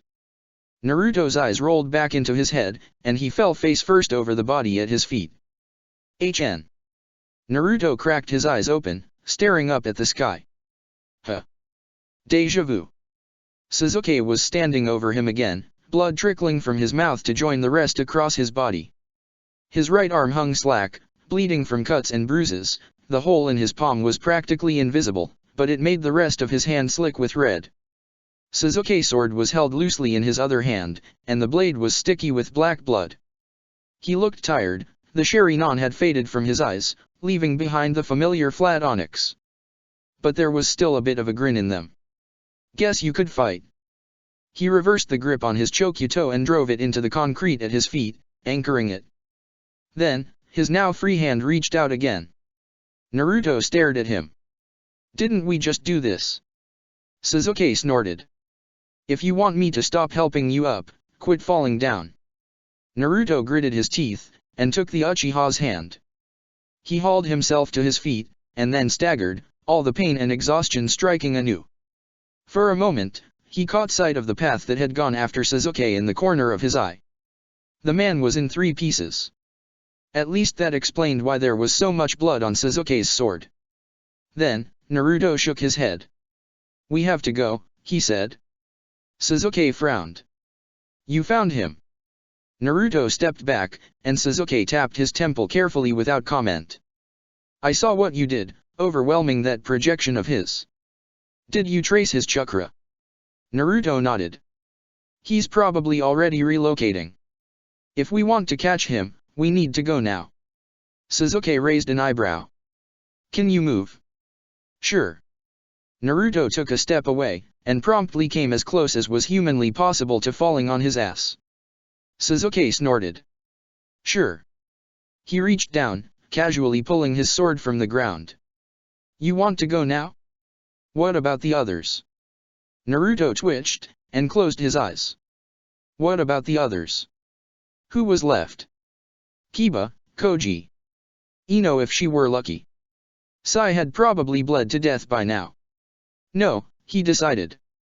Sasuke's face didn't change, but there was a definite question in his eyes. Naruto just shook his head. How could he face them, tell them to their face that it was his fault that their teammates were dead? He couldn't handle that, not right now. Later. When Pain was dead. Then, he could face them. After he'd done his best to make up for his mistake. Now, it was too raw. No, he said again. Just us should be enough. And we have to go now. Sasuke shrugged. All right. If you really want to go alone. Then, he swept forward, and heaved Naruto over his shoulder. What the hell dash? Naruto beat his fist on Sasuke's back, leaving a spatter of blood. Sasuke just shifted his weight. You think you're walking there? Sasuke gritted. Don't make me laugh, moron. The way you are now, it would be quicker to crawl. There's no way we're going at that pace. Put me down, you jackass. Naruto struggled for all of a second, before the shooting pain in his arms paralyzed him. He hung limply over Sasuke's shoulder, and then let out a tremendous sigh. His hands came together, and a shadow clone wordlessly popped into existence behind the two of them. It carefully settled into a cross-legged position, wincing with every motion, and then became utterly still. You are not taking me the whole way, Naruto growled as Sasuke began walking. He was sure the Uchiha was bouncing his shoulder precisely so it would dig uncomfortably into Naruto's chest. Good, Sasuke shot back. Yep, that shoulder jab was definitely intentional. You're a lot heavier than I remember, dumbass. You wanna say that to my face? Naruto could imagine Sasuke's expression pinching in irritation. Just, tell me the way, idiot. Naruto did. Tobi stood on one of the few remaining towers in Omegakure, watching an Uchiha limp away from the remains of the Paths of Pain with an Uzumaki in tow. He was at an impasse. Normally, the situation would be simple. They were both there. Vulnerable. Exhausted. If he attacked now, taking the Kyuubi would be child's play. And yet. Damn you, Itachi, he muttered to himself. Under the mask, there was a bitter, almost respectful grin. He shifted. If you want to play that kind of game, I'll oblige. The Uchiha began to swirl out of existence, one speck of black leaving Omegakure's skyline. The endgame was about to begin. Let's see which one of us blinks first. Interlude 4. Nobody knows what to expect when Hayashi Hyuga finds his daughter. Team Hebai is just glad they're alive, they give no thought to Hayashi and his deceased daughter. Shibuya Barame doesn't either. He's far too consumed in his own quiet sorrow, staring at his son's impaled body. Ino Yamanaka is too busy worrying, in the back of her mind, about why she can't remember Pain's exact location. Why the only thing that occurs to her when she stretches to remember is a pair of crimson eyes. Kiba, who is currently being crushed by his mother, is sure the Hyuga patriarch is going to kill him a single blow. It's his fault his teammate is dead, it's his fault he let her come to Omegakure in the first place. He'd deserve it. But Hayashi does not kill him. Yamato, Kakashi, and Jiraiya, who are watching the affair with the distant dispassion of shinobi who've seen too many sons and daughters die in countries that aren't their own, believe that Hayashi will go cold. That he'll stand over the bloodied corpse of his oldest child, and that her body will burn itself into his mind, driving him forward. In the elemental nations, children die, heirs die. It is unfortunate, tragic, but not unexpected. But Hayashi does not go cold. Inoichi Yamanaka, who is hugging his daughter so fervently that her newly healed ribs squeak, is positive the man will leave. He'll leave to hunt down the man who did this to his daughter, and he'll never look back. It's what Inoichi would have done if his daughter were the one lying on the ground with a hole in her heart, and not gloriously alive and inexplicably healthy. Tsuminizuka thinks much the same, clutching her battered son to her chest. But Hayashi does not flash away, his Byakugan pulsing. Shizune thinks he'll move on, nearly unruffled. Hayashi had always struck her as a nearly heartless, even brutal, man. A staunch ninja of Konoha, yes, but not one she would ever be friends with. Sakura Harino, still aching from closed wounds and reconnected bones, can only stare at Hinata's body. She doesn't really see Hayashi. All she can see is his daughter in the moments before her death, standing up to pain with a broken body and an empty chakra system. All she can hear is her empty promise. "You're not dead yet." She almost wishes that Hayashi would scream at her. She has failed in every way possible. She wants him to rail at her, insult her, belittle her, express the same loathing in his actions and his words that she feels filling her own gut. But Hayashi does not scream. Instead, Hayashi just slowly sinks to his knees. His pale eyes run over Hinata's body, finding every imperfection, every spot of blood, every scrape, and puncture and bruise. The cloak that the Kyuubi's Jinchuriki had been gifted by the toads of Mount Myaboku is draped over her body, wet with blood, but it can't hide what has been done to her. It is obvious to him that it had been keeping her warm. He stays on his knees before his daughter's corpse, as still as a gravestone, for nearly 30 seconds. Silently, Hayashi begins crying. His expression does not change, the same stony countenance remains, staring down at Hinata's body. But nevertheless, tears leak from his eyes, running down his sharp cheeks. Nobody there has ever seen Hayashi Hyuga cry, and none of them will ever see it again. He gathers up his daughter's body in his arms, lifting her as if she weighs nothing. Hinata's arms hang limply, her hair falling in a dark wave, and her father walks away with the stride of a dying man. Hinata was supposed to be the one to bring change to the clan. She was the one who was supposed to throw off the shackles of tradition that had plagued the Hyuga since time immemorial, the shackles that Hayashi was too ground in to change. She and Niji were supposed to be the first of a new generation, crafting a new path. Now the both of them are dead, and all Hayashi is left with is a body in his arms and tears on his cheeks. And it's Naruto Uzumaki's fault. Orochimaru and Kabuto escape from a Megakure with understated ease. Carrying his limp master, Kabuto sprints across the Great Lake, the wounds Kisame has given him already healed. Far above, winging through the black sky atop a clay owl, Deidara keeps watch, his cracked parchment skin crinkled in anger, and just a bit of sorrow. Tobi had been the one member of Akatsuki that Deidara hadn't constantly felt like blowing up. Now, returned from the land of the dead and shackled in an immortal body, Deidara has nothing but time to contemplate that an Uchiha, a man with those damned Sharingan eyes, had been deceiving him the whole time. The notion inspires images of a Megakure consumed in fire, every aspect of the village utterly atomized. But restrained by Orochimaru's geese, Deidara can do nothing but grit his teeth and promise to himself a reckoning. The Sound 5 and Sasuke Uchiha's parents have already been dispelled, their duty fulfilled. As the first pitiful hints of rain return to a Megakure, the Snake Sunin and his apprentice depart, with much gained and little lost. Kakashi and Sakura come to the same conclusion at the same moment, helped along by some of Kiba's pained rambling. Naruto and Sasuke aren't among the dead. Therefore, they must be pursuing pain. Pakun appears in a puff of smoke, his drooping jowls looking more sorrowful than ever. They silently set off, with Jiraiya in pursuit. The rest of the retrieval team coalesces, and in the chaos and disbelief, somehow come to a conclusion. The bodies of Konoha's sons and daughters deserve better than this dismal village. They set out in the opposite direction of Kakashi, Sakura, and Jiraiya, carrying the mangled bodies of Team Guy, Hinata, and Shino. Yamato leads as the vanguard, his roots angrily whirling up from beneath a Megakure's concrete, carving a path for the procession. Hayashi follows in the back, still cradling his daughter's body, his eyes scanning in every direction for threats. They are under no illusions. Kakashi and Jiraiya are the best among them. If they cannot secure Pain's death, then none of them will matter anyway. 7 orphans are preparing to decide the fate of one. 2 wait at the peak of a megakur, bathing in anticipation. The floor of their lair is covered in 2 or so inches of water, and it murmurs as it subtly sloshes from wall to wall. 1 stands, bits of herself flitting off as agitated butterflies before returning to the hole. She is hovering just above the water, the tips of her toes sending out the occasional ripple as the tide swells up and nips at her.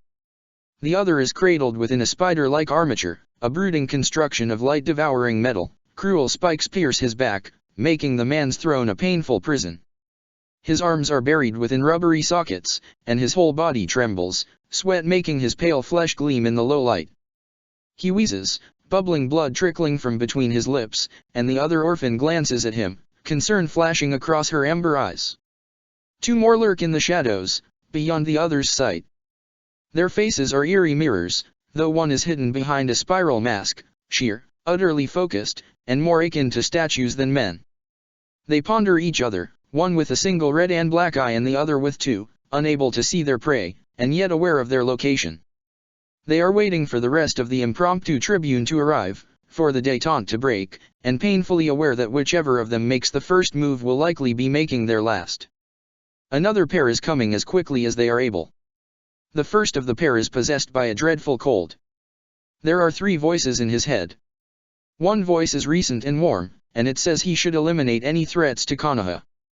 The idea is sharp and appealing, comfortable in its starkness. But the other voice is insistent and unsatisfying.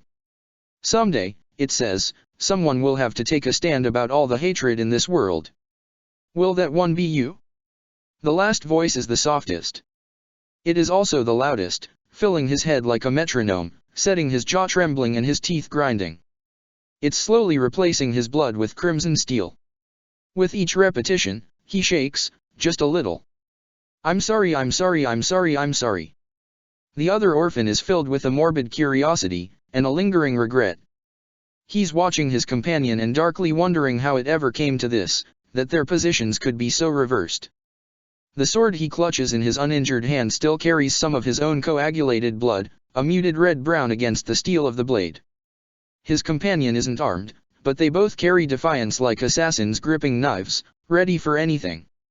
Their bodies are beaten and bleeding, but their resolve is sharp, and sufficient. They cut through the frozen air like bullets. The last of the orphans is completely beyond the sight of the rest. It lurks in a darkness beyond black, watching the proceedings of the rest with flat, keen eyes. It is smiling, a stretched and toothless smirk more akin to moldy fruit tearing apart than a grin. If things go as planned, it won't be an orphan much longer. 7 orphans are meeting to decide the fate of the world. 3 to preserve it, 3 to burn it, and 1 to devour it. Winner take all. Check the description for the links to the author.